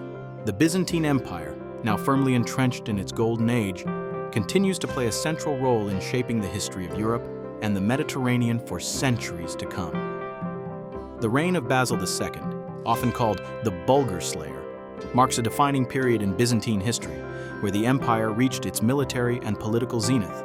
Basil's reign from 976 to 1025 AD is distinguished by his brutal and efficient campaigns, especially his final crushing defeat of the Bulgars, which not only reshaped the Balkan landscape but also solidified Byzantine power in the region.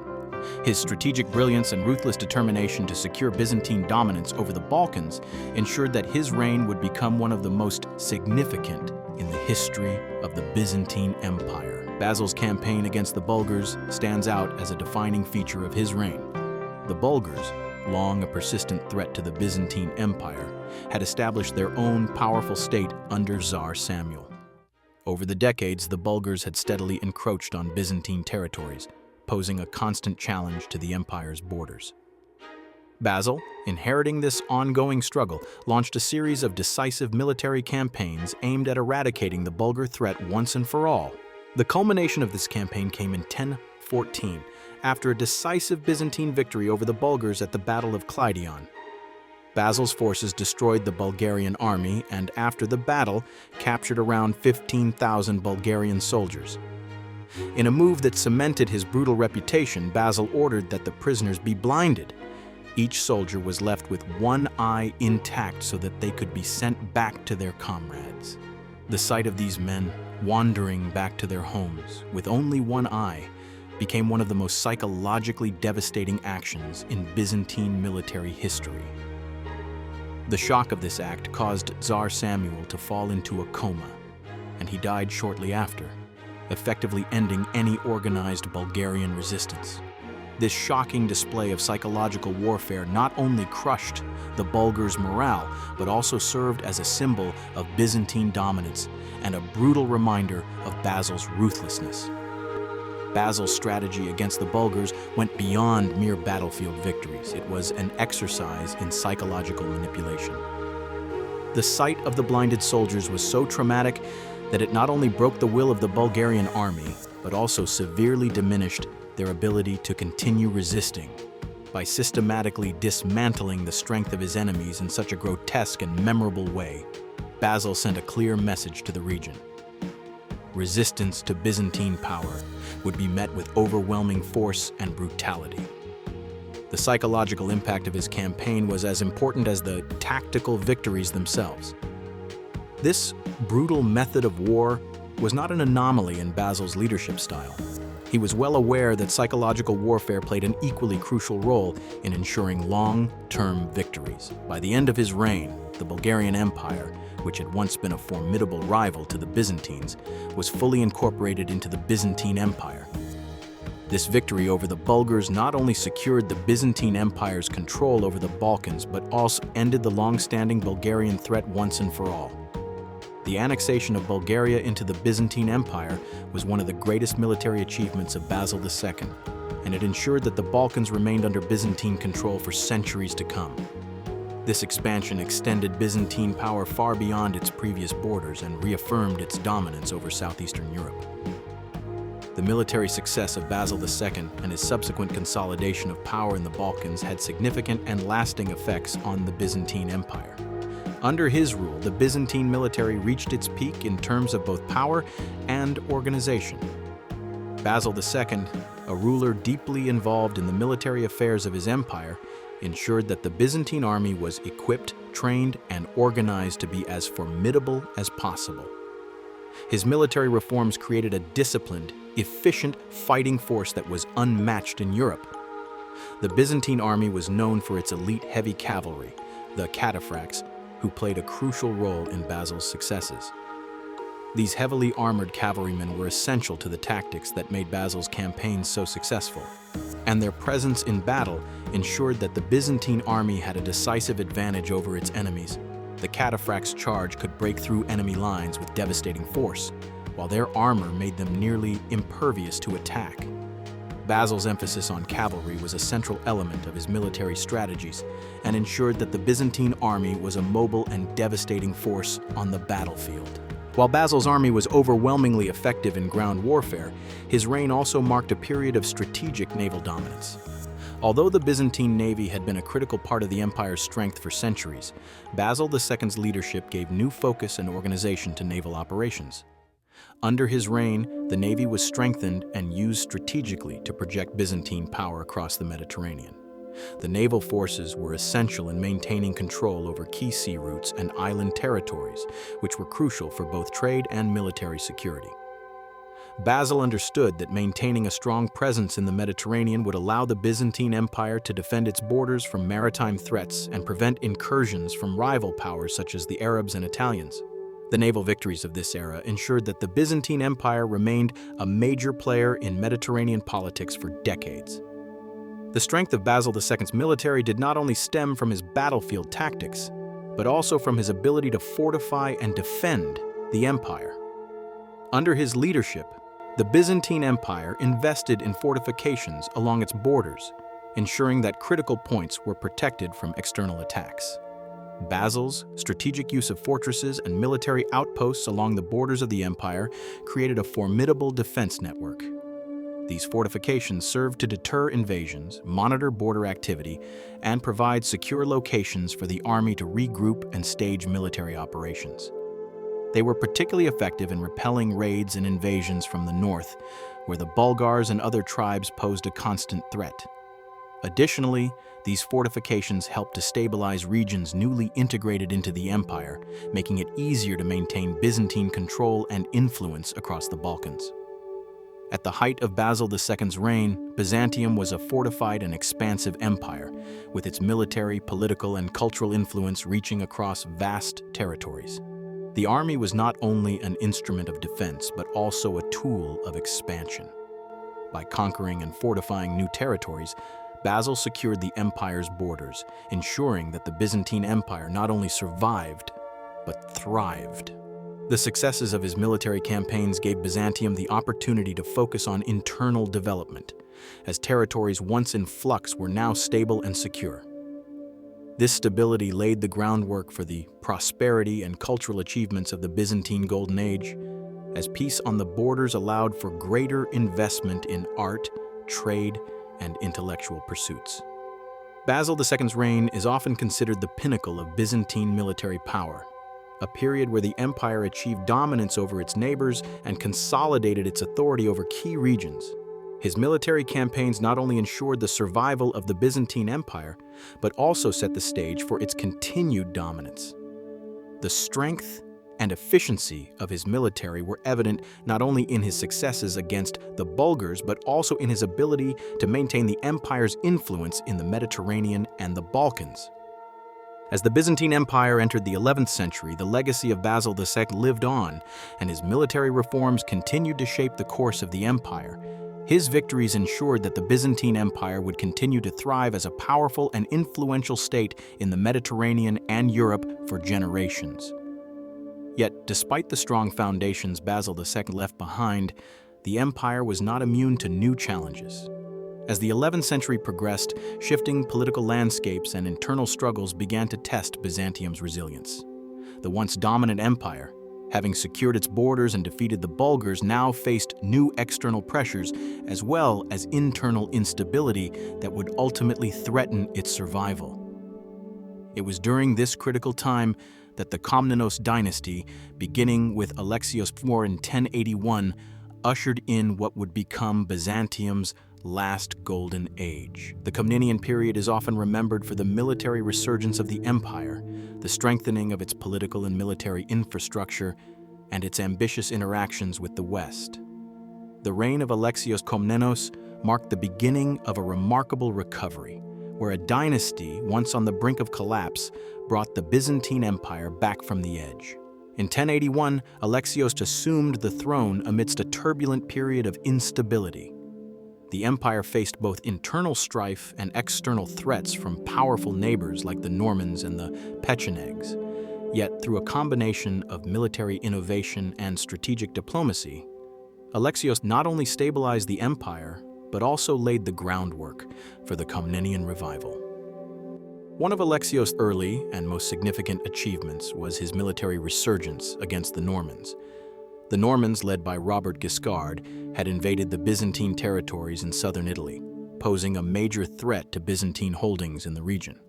At the same time, the Pechenegs, a Turkic nomadic group, were raiding the empire's borders, further destabilizing the situation. Alexios responded with swift and decisive action, bringing the Byzantine military back into the fight. Through a series of campaigns, he pushed back both the Normans and the Pechenegs, successfully reclaiming territories and securing the empire's borders once again. But Alexios' triumphs were not limited to military engagements. He played a pivotal role in the First Crusade, a conflict that would forever alter the course of history. In 1096, as Western Europe launched the Crusades, Alexios saw an opportunity to secure Byzantine interests. Recognizing the threat that the Crusaders posed to his empire, Alexios skillfully navigated a delicate diplomatic situation. He established alliances with the Crusaders, offering them military aid in exchange for their assistance in reclaiming Byzantine territories in Asia Minor, which had been lost to the Seljuk Turks.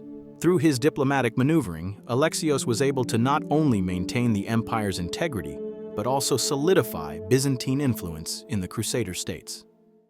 As the 12th century dawned, Alexios I's reign set the stage for his son, Manuel I Komnenos, to further strengthen the empire. Manuel I's reign, from 1143 to 1180, marked the high point of Byzantine ambition and military prowess in the Mediterranean and the Balkans. Where his father had focused on defense and stabilizing the empire, Manuel sought to expand and revive Byzantium's former glory, with a particular emphasis on reclaiming territories and asserting Byzantine dominance across the Mediterranean. His military campaigns stretched from the Italian peninsula to the shores of the Adriatic, and even to the distant regions of the Levant. One of Manuel's most ambitious military campaigns was his attempt to assert Byzantine dominance in Italy. The Normans, who had been a thorn in the side of the Byzantine Empire since the time of Alexios I, were once again a major target of Manuel's military strategy. He sought to regain the Italian territories the empire had lost and to reassert Byzantine control over the region. However, despite some early successes, his campaigns in Italy were ultimately unsuccessful in the long term. Manuel's ambitions were also met with challenges in the Balkans, where he sought to reclaim territory from the powerful Hungarians and Serbs. His campaigns here were met with varying success, as he sought to re-establish Byzantine influence and authority in a region that had been increasingly dominated by new powers. Alongside his military ventures, Manuel I was also known for his diplomacy, especially with the West. One of his most notable achievements was his ability to maintain positive relations with Western Europe, particularly with the papacy and the Crusader states. This diplomatic finesse allowed Manuel to secure alliances, crucial for maintaining Byzantine power, and to position the empire as a central player in European politics. Yet Manuel's diplomacy was not without its tensions, as his dealings with the Western powers often became complex, with the empire balancing its relationship with both the Crusader states and its desire for greater autonomy from Western interference. Perhaps one of the most significant challenges of Manuel I's reign was his ongoing conflict with the Seljuk Turks. As the Byzantine Empire sought to reassert itself in the eastern Mediterranean, it encountered increasing resistance from the Turks, who had already established a powerful presence in Anatolia. The culmination of this struggle came in 1186 at the Battle of Myriokephalon, where the Byzantines suffered a crushing defeat. The battle marked a turning point for the empire, as it not only signified a military failure, but also demonstrated the increasing difficulty the Byzantines faced in reconquering lands from the Seljuks. Despite this setback, Manuel I's reign is often seen as the last period of significant Byzantine expansion, as his campaigns, though unsuccessful in some areas, demonstrated the empire's continued efforts to regain its former grandeur. The Komnenian revival, with Alexios' military resurgence and Manuel I's ambitious campaigns, revitalized the Byzantine Empire in ways that would be felt for generations. However, despite these successes, the Komnenian period also revealed the inherent vulnerabilities of the empire. As the empire expanded its influence, it faced mounting pressures from both external adversaries and internal divisions. The empire's military power was again tested by the growing influence of the Seljuks in the east and the resurgence of Western powers, including the growing influence of the Crusader states in the Mediterranean. The internal political struggles that emerged after Manuel I's death in 1180 would soon lead to the slow decline of the empire, even as its military efforts continued. This period also marks the beginning of the Byzantine Empire's last golden age. For a time, Byzantium was able to balance its military and diplomatic efforts, using both to secure its place in a rapidly changing world. However, the empire's ability to maintain its power was already beginning to show cracks, and by the end of the 12th century, the Komnenian dynasty would give way to new challenges and the eventual collapse of the Byzantine Empire in 1204. The legacy of the Komnenian revival remains, though, a testament to the resilience of the Byzantine Empire during its last golden age, a time when the empire sought to revive its former glory before ultimately succumbing to the forces of history. The Komnenian dynasty's period of resurgence was, in many ways, the last time the Byzantine Empire reached its peak, showcasing its military resilience, diplomatic skill, and cultural vitality. However, the challenges faced by Alexios and Manuel, both internal and external, demonstrate how fragile the Byzantine system was.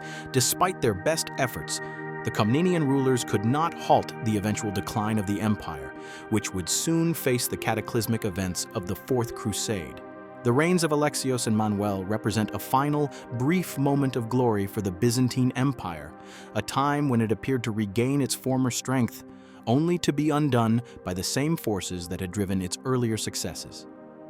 The Byzantine Empire's story is one of rise and fall, of remarkable achievements followed by inevitable decline. Yet the Komnenian revival stands out as one of the last periods of significant military and political strength, a final golden age that offered hope for the empire's survival even as the world around it shifted irreversibly.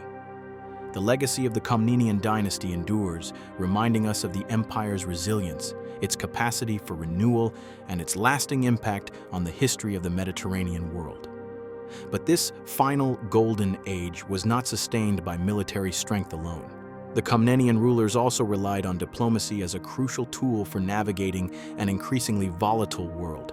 The Byzantine Empire, under the Komnenian dynasty, navigated the turbulent waters of the 12th century with a delicate balance between diplomacy and warfare. The strategic brilliance of Alexios I and Manuel I, the key figures of this period, lay not only in their battlefield victories, but in their ability to maneuver through complex political landscapes, securing alliances and maintaining a fragile balance between military might and diplomatic negotiations. The intricate dance of diplomacy would become a hallmark of the Komnenian rule, a skill that allowed Byzantium to hold on to its empire in the face of mounting external threats. Diplomatic maneuvering was an art that required constant vigilance and adaptability, and the Komnenians excelled in it. Diplomatically, the Byzantine Empire faced the perennial challenge of maintaining relationships with the Crusader states, the Papal states, and other European powers. As the Crusades erupted in the East, Byzantium found itself at the crossroads of Western Christianity and the Muslim world.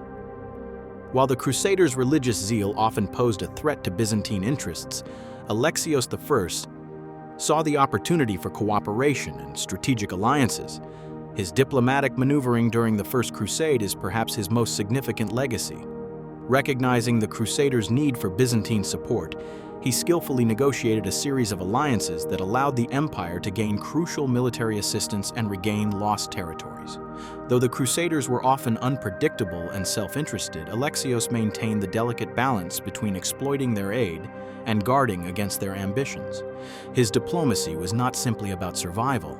It was about ensuring that Byzantium remained a dominant player in the Mediterranean, capable of using external forces to its advantage while maintaining its own autonomy. Manuel Komnenos, Alexios' son and successor, continued this delicate balancing act. His reign saw a further entanglement of Byzantine politics with the Crusader states, but with even more ambitious goals. Manuel sought not only to restore Byzantine influence in the Mediterranean, but also to reassert Byzantine supremacy over the Crusaders. His relationship with the Papal states was equally complicated. While the papacy was often at odds with Byzantium, Manuel understood the importance of diplomacy with the West. He secured alliances with the Latin kingdoms, playing on the papal desire to establish a stronger Christian presence in the Holy Land, while at the same time negotiating a more favorable position for Byzantium in European politics. His diplomacy in this regard was a careful balancing act, leveraging the West's ambitions to secure Byzantine interests. The Crusader states now established in the Levant remained a constant challenge for Byzantium. The threat of Crusader expansion often clashed with Byzantine interests in the region, particularly in the Holy Land. Manuel's diplomatic skills were put to the test as he navigated these complex relationships. His attempts to deal with the Crusaders, while sometimes yielding results, were far from straightforward. Tensions were high, and Manuel had to tread carefully, especially when the Crusaders' goals shifted unpredictably. Yet his diplomacy did succeed in keeping the Byzantine Empire at the forefront of Mediterranean politics. By securing alliances and negotiating terms that favored Byzantium, Manuel ensured that the empire remained a force to be reckoned with, even as Crusader power grew in the region. Despite the importance of diplomacy, the Komnenian rulers never underestimated the necessity of military strength. Alexios and Manuel both recognized that diplomacy alone could not secure the empire's survival. The Komnenian era was, after all, a time when Byzantium's military prowess was put to the test on multiple fronts. Alexios I's early reign was marked by his determination to restore the Byzantine military, which had suffered during the chaotic years leading up to his reign. In the face of external threats, particularly from the Normans and the Pechenegs, Alexios knew that his military reforms were essential to keeping the empire intact. His victories, from the crushing of the Pecheneg invasion to the defeat of the Normans in Italy, were testament to his strategic brilliance. These military successes were not mere battles, they were turning points that ensured the survival of the empire. Alexios' ability to integrate diplomacy with military action, such as using the Crusaders against the Seljuks, demonstrated his deep understanding of the interconnectedness of war and politics. Manuel I, while equally adept in the diplomatic realm, was also a formidable military leader. His ambition for expansion led him to launch several military campaigns across the Mediterranean, aiming to reassert Byzantine dominance. His efforts in the Balkans, particularly against the Hungarians and Serbs, showcased his willingness to use military force to defend Byzantine interests and expand his territorial holdings. Manuel's most significant military engagement, however, was his campaign against the Seljuk Turks. While his initial successes seemed promising, it was the defeat at the Battle of Myriokephalon in 1176 that would mark a significant turning point in the Komnenian military narrative. The loss, while devastating, did not diminish Manuel's resolve to maintain Byzantine power. Instead, it reflected the growing limitations of the empire's military, a harbinger of the challenges that would soon overwhelm Byzantium. Despite the occasional military setbacks, the Komnenian rulers were not passive in their approach to warfare. They understood that Byzantium's strength lay not just in the ability to win battles, but in the ability to maintain power and territory in a constantly changing geopolitical landscape. Whether through diplomacy or warfare, the Komnenians were keenly aware of the importance of adaptability.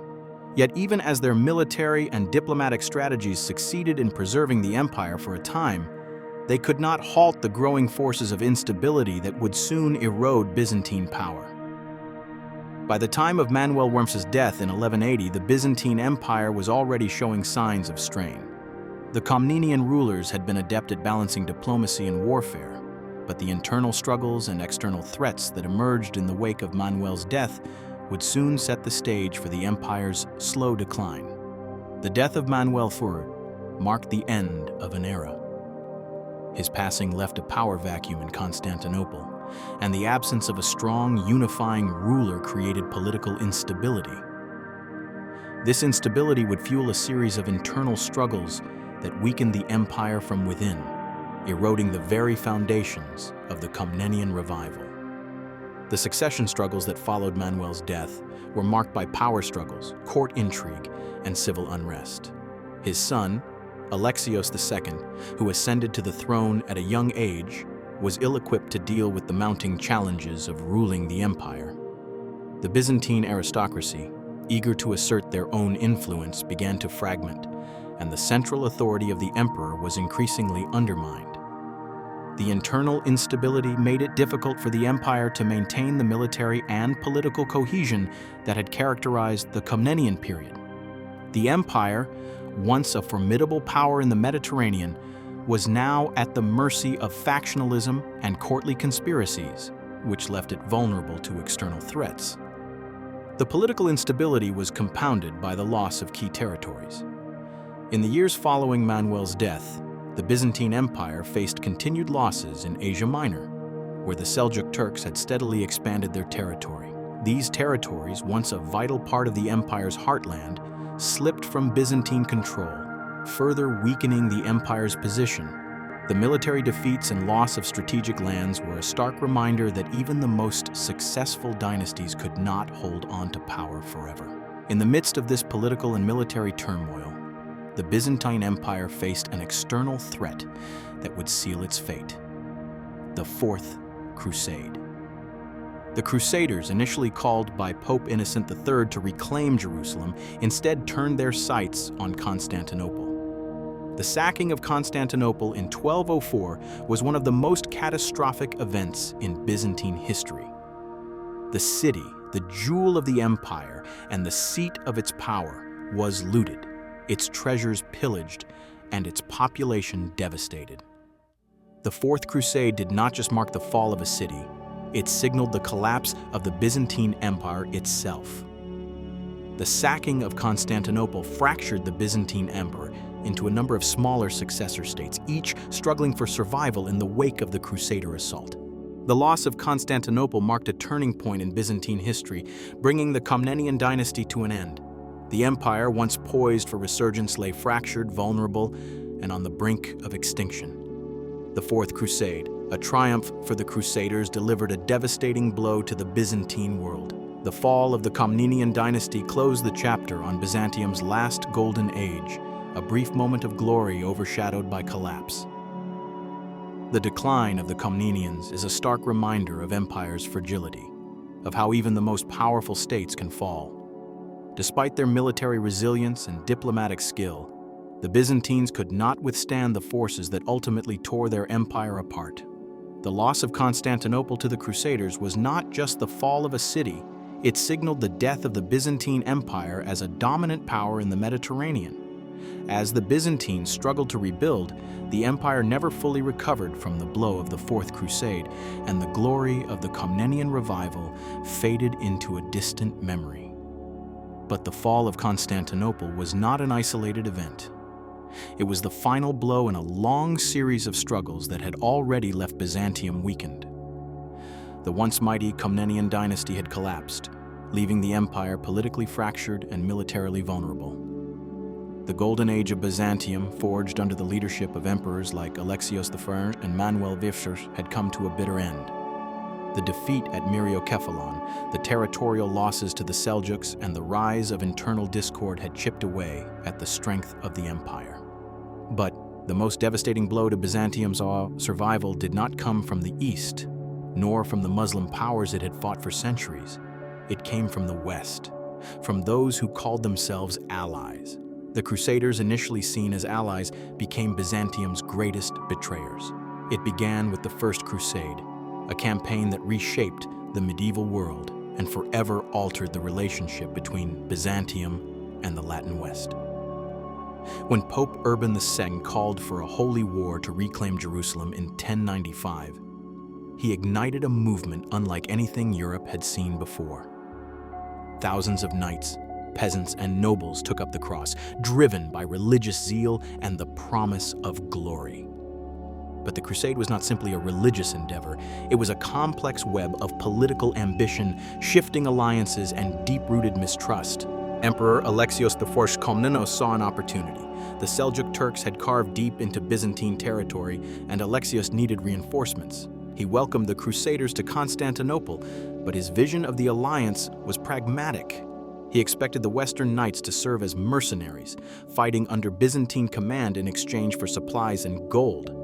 The Crusaders, however, had their own ambitions. They saw themselves as the rightful liberators of the Holy Land, not subordinates to a Greek emperor.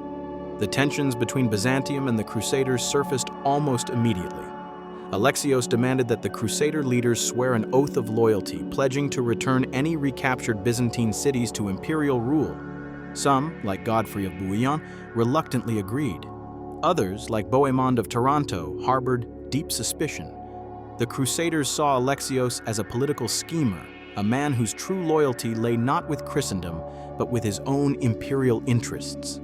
The Byzantines, in turn, viewed the Crusaders as reckless warlords, dangerous, unpredictable, and barely restrained by their supposed holy mission. Despite their differences, the Crusaders pushed forward. With Byzantine naval and logistical support, they won crucial victories, retaking Nicaea and Antioch from the Seljuks. But as the campaign progressed, the alliance crumbled. Alexios, fearing overextension, refused to commit Byzantine forces deep into the Levant. To the Crusaders, this was treachery. When they finally seized Jerusalem in 1099, they did so without any Byzantine support. The dream of a Crusader-Byzantine partnership had collapsed, replaced by resentment and distrust. The First Crusade ended with Western knights establishing their own feudal kingdoms in the Holy Land, and Byzantium found itself alienated from the movement it had helped to shape. The divide between Byzantium and the Latin West deepened over the next century. The Crusader states, particularly the Principality of Antioch, clashed repeatedly with the empire. The Byzantines saw the Crusaders as unruly occupiers of former imperial lands, while the Crusaders viewed Byzantium as an unreliable, even heretical, power. This simmering hostility set the stage for an even greater catastrophe. By the late 12th century, Byzantium was no longer the formidable power it had been under the Komnenian emperors. The Komnenian revival had brought stability and military success, but it had also been built on a fragile foundation. The empire relied heavily on diplomatic maneuvering, personal leadership, and well-maintained alliances, elements that could not withstand the disorder that followed Manuel I's death. The Angeloi dynasty, which ascended in 1185, proved disastrous for Byzantium. Isaac II Angelus came to power amidst chaos, overthrowing the tyrannical Andronikos I. But while his rule began with promise, it quickly descended into incompetence. Unlike his Komnenian predecessors, Isaac lacked the strategic vision to maintain the empire's strength. He squandered resources on extravagant courtly displays, neglected the military, and failed to address the growing external threats. Under his reign, Bulgaria, long under Byzantine control, rose in rebellion. The newly established Second Bulgarian Empire, led by Asen and Peter, shattered Byzantine authority in the Balkans. At the same time, the Serbs asserted their independence, further reducing imperial influence. In 1195, Isaac was overthrown by his own brother, Alexios III, who proved to be an even greater disaster. While Isaac had at least attempted to maintain some semblance of authority, Alexios III ruled through corruption and cowardice. He drained the imperial treasury for his own indulgences and dismantled what remained of the empire's military defenses. Byzantine cities fell one by one to foreign powers, while the central government remained paralyzed. The Latin West, once merely a distant rival, now became an immediate threat. Relations with Western Europe had deteriorated rapidly. The Byzantines had long been viewed with suspicion by the Catholic Church, their Orthodox faith labeled as schismatic, their emperor seen as a rival to the Pope's authority. The Angeloi, through diplomatic blunders and sheer incompetence, exacerbated this divide. They alienated the Italian merchant republics, Venice, Genoa, and Pisa, whose fleets had once been instrumental in protecting Byzantine trade. The Venetians, in particular, had grown resentful after their privileges in Constantinople were revoked. It was a mistake that would cost Byzantium dearly. Meanwhile, in Western Europe, Pope Innocent III called for a new crusade. The Fourth Crusade was meant to reclaim Jerusalem, but it never reached the Holy Land. Instead, it was hijacked by Venetian interests and redirected toward Constantinople. The Crusaders, manipulated by the shrewd Venetian Doge Enrico Dandolo, found themselves entangled in Byzantine politics. The deposed Emperor Isaac II and his son Alexios IV sought the Crusaders' aid in reclaiming the throne from Alexios III. In exchange, they promised vast sums of gold and military support.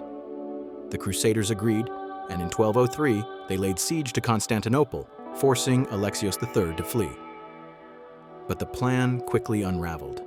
Alexios IV, now installed as emperor, could not deliver on his promises. The Byzantines, already resentful of foreign interference, turned against their new rulers. In a desperate bid to secure his position, Alexios IV increased taxes and seized church wealth, further inflaming tensions. He was soon overthrown by a palace coup, replaced by the hardliner Alexios V, who immediately renounced all agreements with the Crusaders. The Crusaders, already on the brink of financial ruin, saw no choice but to take the city by force. In April 1204, Constantinople fell to the Fourth Crusade. What followed was one of the darkest moments in Byzantine history. The Crusaders unleashed 3 days of looting, arson, and brutality. Churches were desecrated, priceless relics stolen, and entire districts set ablaze.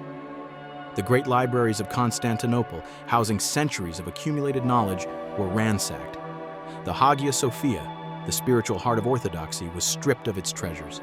Thousands of Byzantine citizens were slaughtered, their homes reduced to ruins.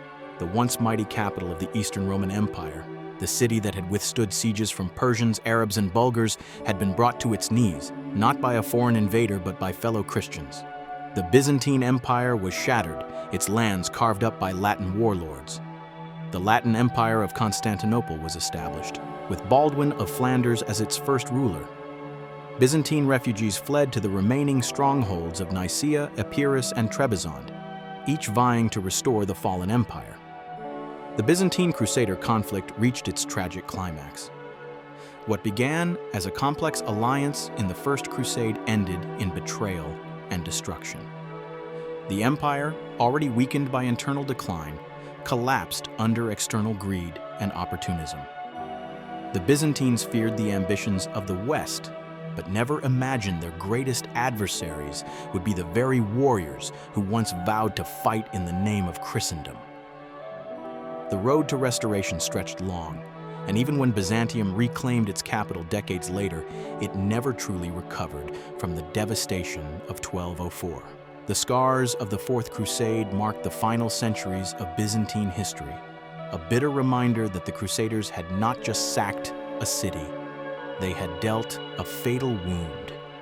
The Empire of Nicaea, founded by Theodore I Lascaris, emerged as the strongest of these remnants. Shielded by the natural barriers of Asia Minor, it became a beacon of Byzantine resistance.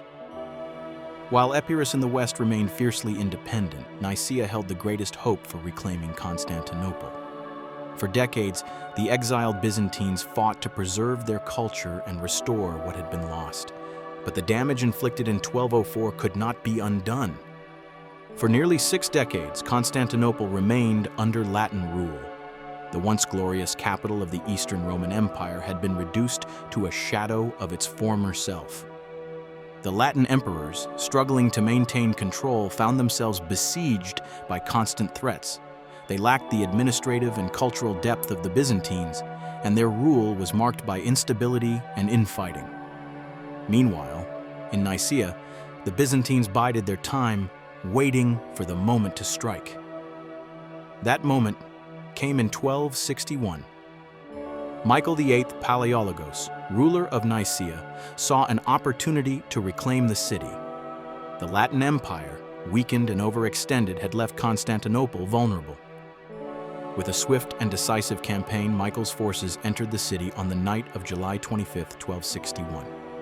The remaining Latin garrison fled, and by morning, the Byzantine banners flew once more over Constantinople. The restoration of the Byzantine Empire was a moment of triumph, but it was a hollow victory. The city they reclaimed was not the same imperial capital that had once dominated the Mediterranean.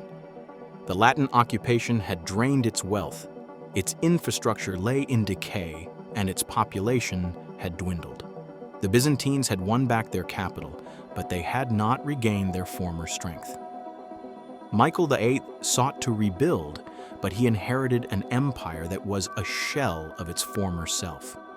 The Western powers no longer viewed Byzantium as an equal, but as a weakened relic of the past. The empire had lost its status as the dominant power of the region, and threats loomed on every side. In the West, the Latin states still sought to reclaim their lost territories. In the East, the rising power of the Ottomans cast a long shadow over the future of Byzantium. The Byzantine Empire had survived, but it had been forever altered. The events of 1204 had broken the empire's back, and the restoration of Constantinople in 1261 did not mark a return to glory. It was the beginning of the end. The scars left by the Fourth Crusade never faded. The looted treasures of Byzantium still adorn the cathedrals and palaces of the West, a silent testament to the betrayal that had reshaped history. And though Byzantium had reclaimed its capital, the empire that had once ruled as the greatest power of the Christian world would never rise to such heights again. But what remained of its former glory was little more than a memory. In 1261, when Michael VIII Palaiologos marched into the city, he did not return to the grandeur of the past. He returned to a ruin. The streets that had once bustled with merchants and scholars now lay empty, the great palaces stripped bare by the Latin occupiers, and the city's defenses left crumbling after decades of neglect. Michael VIII attempted to restore what was lost. He reinstituted Byzantine rule over what remained of the empire, reasserted Orthodox Christianity as the dominant faith, and sought to repair the diplomatic wounds left by the Fourth Crusade, but the task was immense. The lands that had once formed the backbone of the empire, Thrace, Macedonia, and parts of Greece, were now divided among the Latin states, rival Byzantine successor kingdoms, and emerging Balkan powers. Every reclaimed province required military campaigns that drained the empire's already fragile treasury, and every victory was met with a new challenge. The empire could no longer dominate its neighbors as it once had. Instead, it found itself constantly defending against threats on all sides, desperate to hold on to what little remained. Michael's greatest challenge, however, was not foreign enemies. It was his own people. The Byzantines had never forgiven him for blinding and imprisoning the rightful heir, John IV, to seize power. His legitimacy was forever tainted, and though he had restored the empire, he ruled a nation divided. Rebellions flared across the provinces, noble families resented his authority, and factions within the court conspired against him.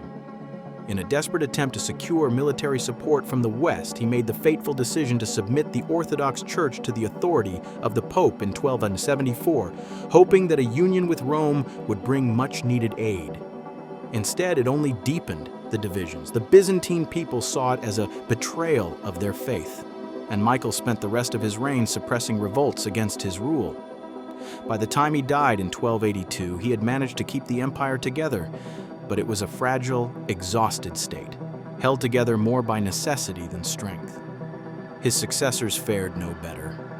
The Palaiologos dynasty became defined by internal chaos, where each emperor faced the same unending cycle: military campaigns to recover lost lands, political instability, and economic ruin. Civil wars became a recurring nightmare as members of the ruling family and ambitious generals fought over the throne. The most devastating came in the 14th century, when Emperor Andronikos II and his grandson, Andronikos III, plunged the empire into a brutal internal conflict. For nearly a decade, Byzantium tore itself apart, while its enemies watched and waited. The Ottomans, who had only just begun their expansion, took advantage of the chaos, capturing key Byzantine strongholds in Asia Minor. By the time the Civil War ended, Byzantium had not only lost territory, it had lost any hope of stopping the Ottoman advance. As Byzantium's military power faded, so too did its economy. Once the center of trade between East and West, the empire was now at the mercy of the Italian maritime republics. Venice and Genoa had established a stranglehold on Byzantine commerce, controlling its ports and taxing its trade routes for their own gain. The empire, desperate for allies, had granted them extensive privileges, but in doing so, it had surrendered much of its own economic independence. The Byzantines no longer controlled their own markets. Their ships were outnumbered by Venetian and Genoese merchants, and their once thriving industries had been replaced by foreign monopolies. Even within the capital, entire districts were dominated by Italian traders, who profited while the Byzantine treasury bled dry. Taxation became a crushing burden on the people. With little income from trade and no wealth left from conquest, emperors resorted to desperate measures, raising taxes, selling off imperial lands, and even melting down church treasures to fund their dwindling army. Peasants abandoned their farms, unable to keep up with the relentless demands of taxation, while the aristocracy hoarded what wealth remained. Corruption ran rampant, and those in power enriched themselves while the empire itself rotted from within. Then, in 1347, disaster struck. A merchant ship from the Black Sea arrived in Constantinople carrying more than just goods. It carried death. The Black Death tore through the city, killing thousands in a matter of weeks. Entire neighborhoods fell silent as the plague wiped out rich and poor alike. The city, already weakened by economic decline and political instability, was now facing an existential crisis. Trade ground to a halt, the population shrank, and the already fragile Byzantine state teetered on the brink of collapse. By the time the plague finally subsided, Constantinople had lost nearly half its inhabitants. The once great city, which had already suffered so much from war and conquest, now stood empty and lifeless, a shadow of its former self. As the 14th century gave way to the 15th, the empire's decline was no longer a question of if, it was a question of when. The Ottomans had expanded rapidly, absorbing what was left of Byzantium's holdings in Asia Minor and encroaching on its last territories in the Balkans. One by one, Byzantine strongholds fell, until only Constantinople itself remained. The emperor's desperate foray turned once again to the west, pleading for military assistance. But Europe had moved on. The 100 Years' War between England and France consumed the resources of Western Christendom, while Spain and Portugal focused on their own struggles against the Moors. The Italian states had no interest in saving Byzantium, and even the Pope's calls for another crusade fell on deaf ears. The Byzantines had long prided themselves as the last true defenders of Christendom, the guardians of Orthodox faith and Roman heritage. But in their final years, they stood alone. The empire that had once ruled the Mediterranean, that had built the Hagia Sophia, and defended Europe against countless invasions, was now abandoned by the world it had helped shape. The Ottomans had surrounded Constantinople, cutting it off from the outside world. The walls that had once withstood sieges for centuries would soon face their greatest test. The end was near, and everyone knew it. Constantinople had survived countless threats, but this time there would be no recovery. The empire that had outlived the Western Roman Empire by 1,000 years was now standing at the edge of oblivion. And as the Ottoman banners loomed on the horizon, the Byzantines prepared for their final stand. But this final battle was not the result of a sudden invasion. It was the culmination of over a century of Ottoman expansion, a relentless tide that had swept away Byzantium's dominions piece by piece. The walls of Constantinople stood as they always had, defiant against time itself. But outside those walls, the world had changed. The empire was no longer the mighty force that once dictated the fate of emperors and kings. It was now a city-state, clinging to existence as the Ottoman tide rose around it. The Byzantines, once the unchallenged rulers of the Eastern Mediterranean, were now trapped in an ever-shrinking domain, their fate slipping from their grasp with each passing year. The Ottomans had not simply appeared overnight, they had been growing in strength since the late 13th century, carving their way through the remnants of Byzantium's Anatolian heartland. Towns and fortresses that had once been bastions of Roman rule fell under the banner of the crescent moon. By the 14th century, the empire's remaining territories in Asia Minor were gone, consumed by Ottoman expansion. The Byzantine emperors, powerless to stop the advance, retreated into a desperate strategy of diplomacy, bribes, and shifting alliances. Some emperors married their daughters to Ottoman princes in an attempt to delay the inevitable, hoping that blood ties might buy time. But the Ottomans did not deal in sentiment, they dealt in conquest. One by one, the cities of the Balkans followed the fate of Anatolia. In 1354, the Ottomans established a foothold in Europe by seizing Gallipoli, using it as a launch pad for further expansion. From there, they pushed into Thrace, taking the strategic city of Adrianople in 1369, renaming it Edirne, and making it their capital. The Byzantines watched as the land around them was swallowed whole. By the end of the 14th century, Constantinople was an island surrounded by an Ottoman sea. The once proud empire had been reduced to a scattering of isolated outposts: Thessalonica, the despotate of the Morea, and a handful of crumbling fortresses. The enemy was at the gates, and there was nowhere left to run. The Ottoman advance was not merely a series of small territorial gains. It was an unstoppable storm, marked by battles that reshaped the fate of Eastern Europe.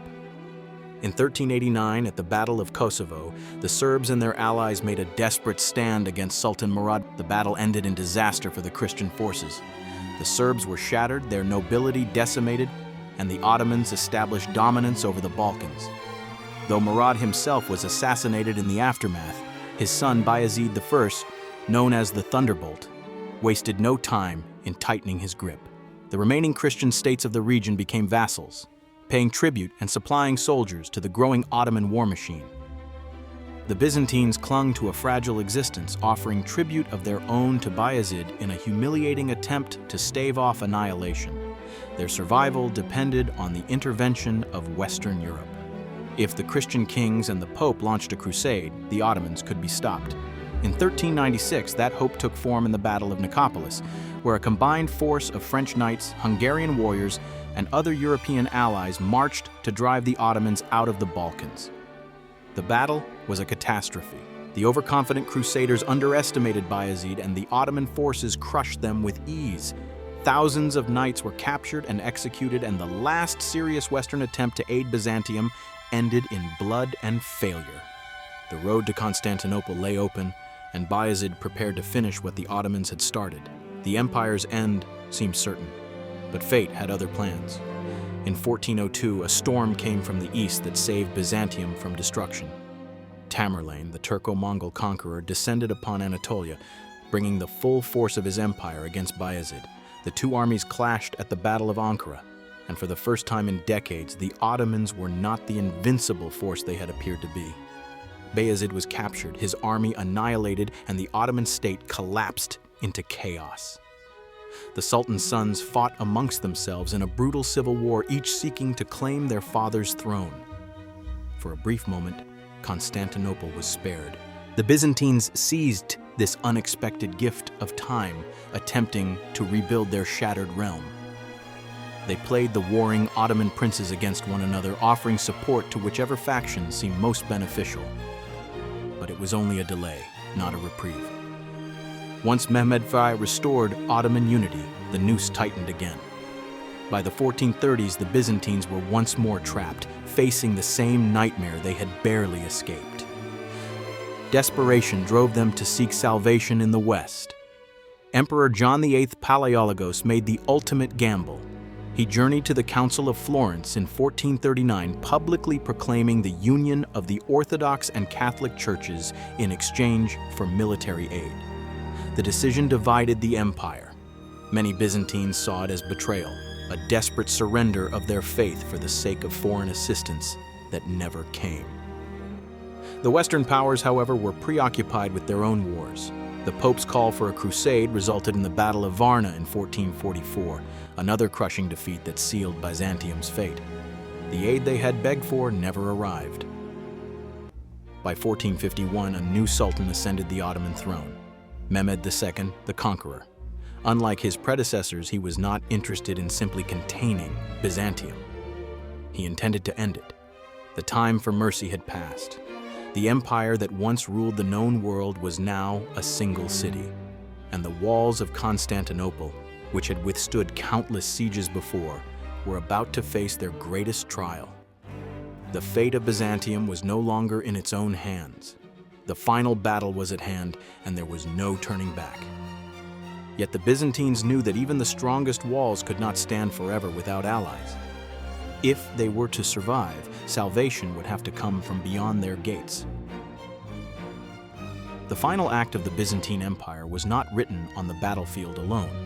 It was decided in the courts of Europe, in the councils of kings, in the minds of men who saw Constantinople's fall as inevitable, or worse, irrelevant. Byzantium had pleaded for salvation, but the answer was silence. John VIII Palaiologos had staked his empire's survival on a desperate gambit.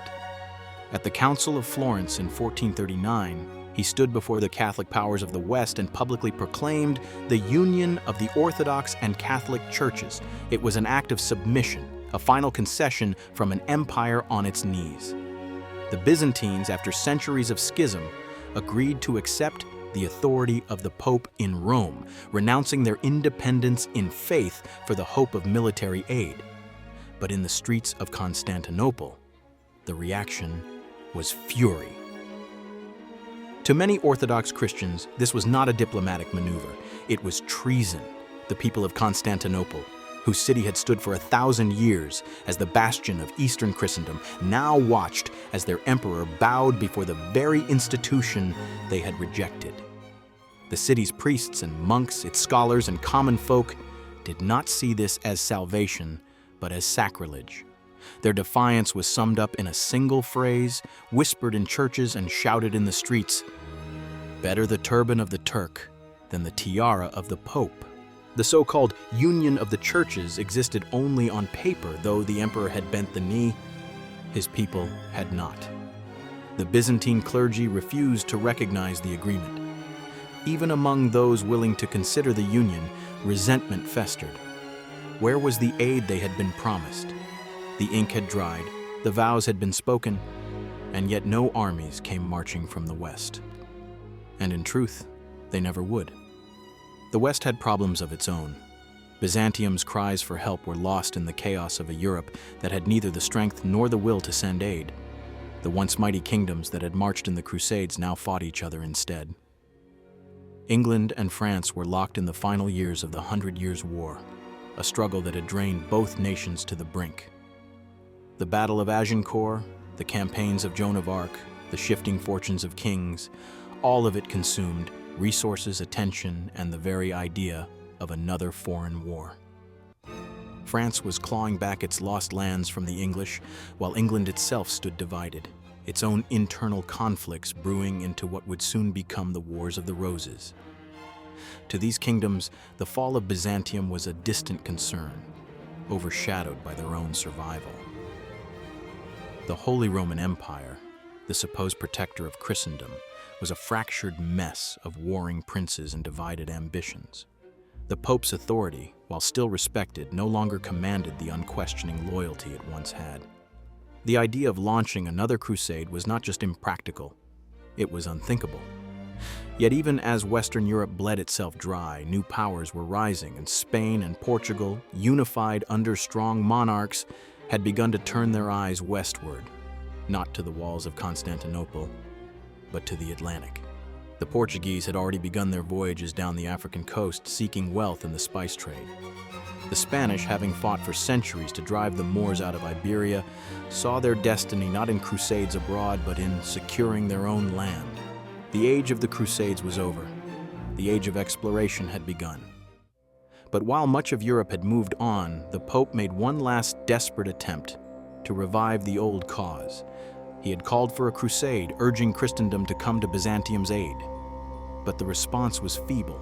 Only a handful of forces gathered under King Władysław III of Poland and Hungary, marching east in what would become the Crusade of Varna in 1444. The result was disaster. The Christian army was crushed by the Ottomans. Władysław himself was killed on the battlefield. His severed head was paraded on a pike before the Ottoman troops, a grim warning to those who dared challenge their might. The last serious attempt to save Byzantium died on that battlefield. Over the next few years, the empire continued its slow decline.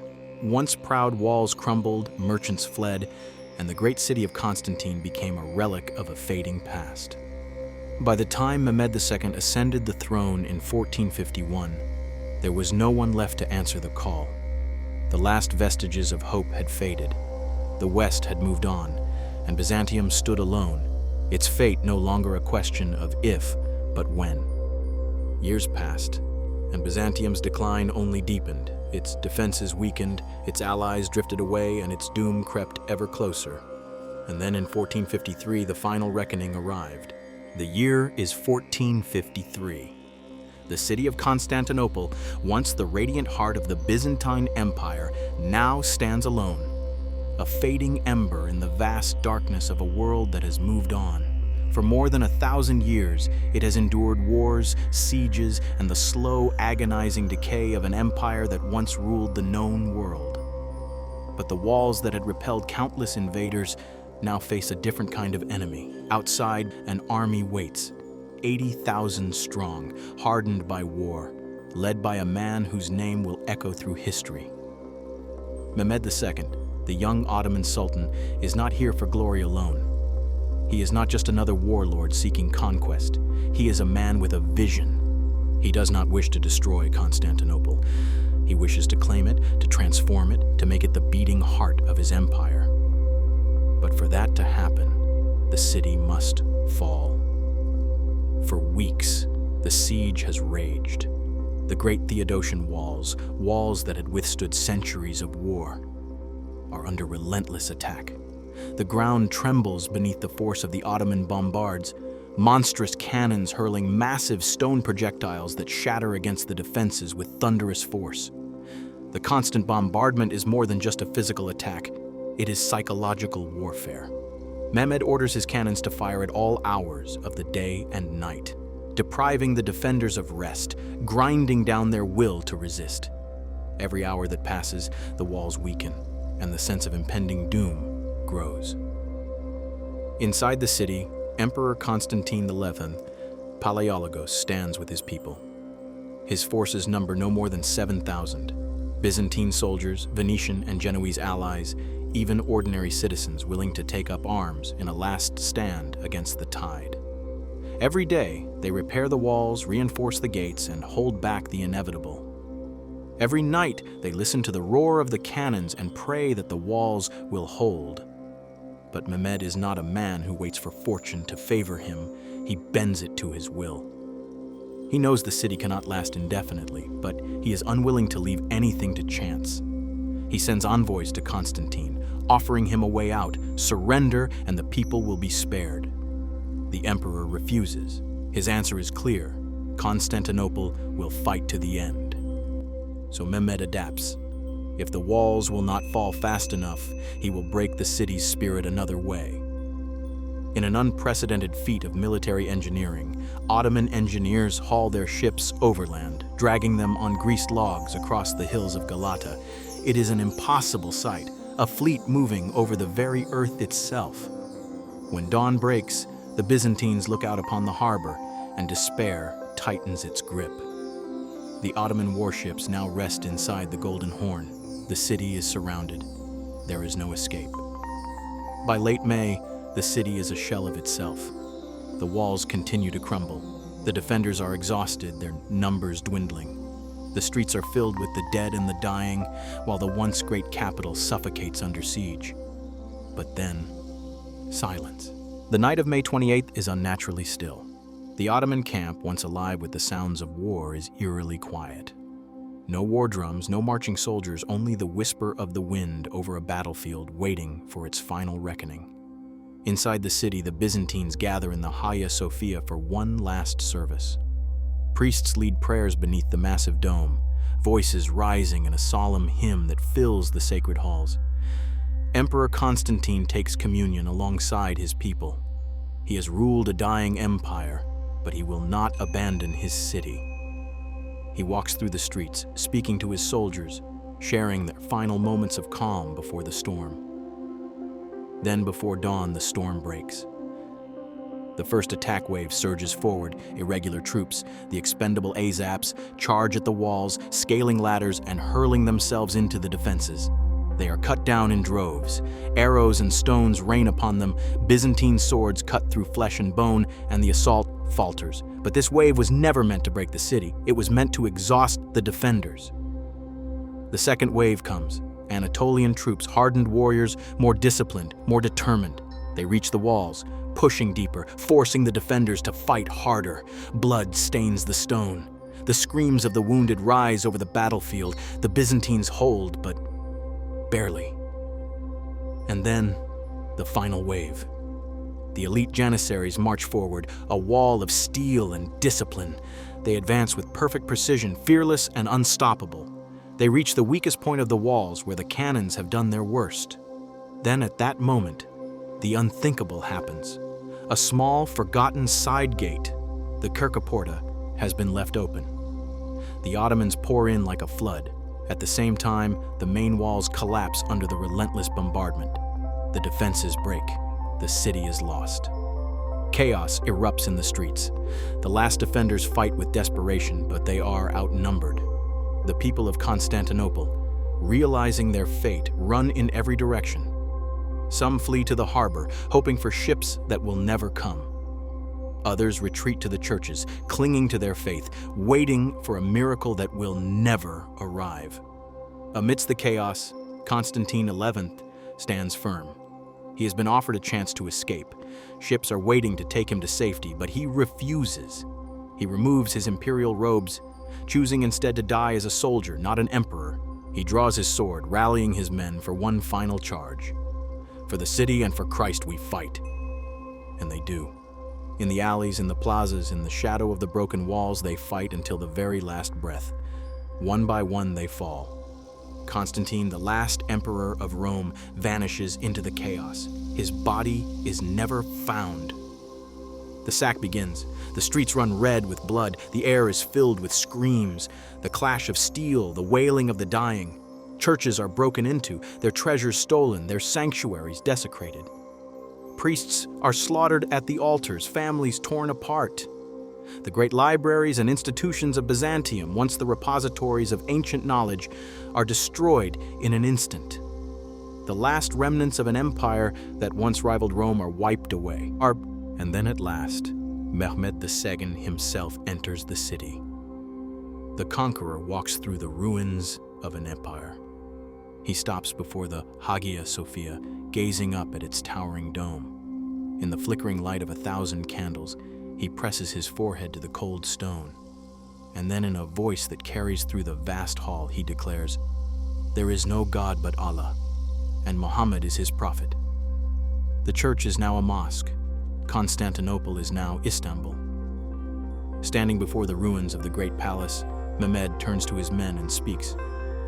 "Be at ease. The city is yours." The Roman Empire, after more than 1,000 years, has ceased to exist. The institutions, the rulers, the legacy of Byzantium, all are gone. 1,000 years of history swept away in a single day. Mehmed looks out over his new capital, the fires still burning, the city still smoldering from the conquest. Then, with a final glance at the ruined skyline, he whispers to himself, "What a city it was, and we have given it to ruin." And thus the last light of Byzantium fades. The Dark Ages end. The Age of Empires begins. The great city had fallen, its streets drowned in blood, its sacred halls desecrated, its libraries turned to ash. The empire that had once defied time itself lay in ruins. The banners of the Ottomans now hung from its walls, and the echoes of its final hours faded beneath the rising call to prayer. But though Byzantium's body was broken, its spirit refused to die. The knowledge it had guarded for centuries, the art it had perfected, the faith it had nurtured, these endured. They spread with those who had escaped the city's doom, shaping a world that had yet to realize what it had inherited. As Mehmed II settled into his new capital, the survivors of Byzantium scattered across the world. Some remained, bending to the rule of their new masters, while others boarded ships bound for distant shores. Among them were the scholars, priests, and scribes who had devoted their lives to preserving the wisdom of the ancients. They carried fragile manuscripts, ink-stained scrolls, and minds filled with knowledge long forgotten in the West. For centuries, Constantinople had been more than just a city. It had been a vault, a guardian of Greek and Roman thought. When Rome collapsed, its wisdom lived on in Byzantium, copied and studied in monasteries, debated in imperial courts. Now, with Constantinople lost, that legacy passed into new hands. Across the sea, in the city-states of Italy, a cultural revolution was already stirring. The rulers of Florence, Venice, and Rome, hungry for the wisdom of the past, welcomed these exiled scholars as treasures in their own right. With them came the words of Plato and Aristotle, the histories of Thucydides and Herodotus, the mathematical proofs of Euclid, the medical knowledge of Galen. Some of these texts had been lost to Western Europe for centuries. Others had only survived in incomplete, corrupted forms. Their arrival reignited the Renaissance. The influence of these Byzantine refugees stretched beyond the books they carried. Many were skilled teachers, philosophers, and linguists, and their presence sparked a renewed interest in classical learning. In Florence, the Medici family, patrons of the Renaissance, eagerly funded the translation of Greek manuscripts. The Platonic Academy, led by scholars like Gemistus Pletho and later Marsilio Ficino, revived the philosophies of the ancient world. The study of classical Greek, nearly extinct in the West, returned to prominence. This was more than just an intellectual revival. It was a rediscovery of ideas that reshaped the course of European history. The principles of humanism, the foundations of modern science, and the re-examination of governance and ethics found new life in the Renaissance, an age that, without Byzantium's final gift, may never have reached its full brilliance. But Byzantium's influence extended beyond the written word. Its artistic soul endured, taking root far beyond the shattered walls of Constantinople. For over 1,000 years, Byzantine artisans had refined a distinct visual language, one that fused Greco-Roman traditions with Christian symbolism. Gold-covered mosaics shimmered in candlelight, icons radiated an ethereal presence, domes soared toward the heavens as if reaching for God himself. These traditions found new homes. In Italy, the golden mosaics of Venetian cathedrals bore the unmistakable signature of Byzantine craftsmanship. The famed Basilica di San Marco in Venice, with its gleaming mosaics and domed architecture, stood as a direct descendant of Byzantine artistic tradition. The architects and artists of the Renaissance, while pioneering new techniques, still drew upon the wisdom of Byzantine masters. Even the famed domes of Florence and Rome, emblems of the Renaissance, owed much to the architectural ingenuity first perfected in the great churches of Constantinople. Yet Byzantium's artistry did not vanish into Italy alone. In the East, its influence shaped entire nations. Russia, which had long revered Constantinople as the heart of Christendom, inherited much of its artistic and architectural traditions. The great onion domes of Russian cathedrals rising like golden flames against the sky carried echoes of the Byzantine past. The frescoes and iconography of Orthodox churches, the liturgical music that filled their halls, all bore the unmistakable imprint of Byzantium. But no part of Byzantium proved more enduring than its faith. The empire collapsed, but Orthodox Christianity remained. For over 1,000 years, the Byzantine Church had been the spiritual heart of the Eastern world, shaping the prayers, traditions, and rituals of millions. Even without the empire, it survived. The monasteries of Mount Athos continued their ancient chants. The churches of Serbia, Bulgaria, and Greece still rang with the liturgy of St. John Chrysostom. Though the Patriarch of Constantinople now answered to an Ottoman sultan, the faith endured, unbroken. In time, it spread even further, carried by those who sought to keep Byzantium's spirit alive in lands far beyond the reach of Mehmed's armies. And in the north, a new Rome was rising.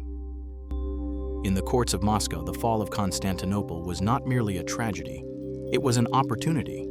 For centuries, Russia had looked to Byzantium as the center of Christian civilization.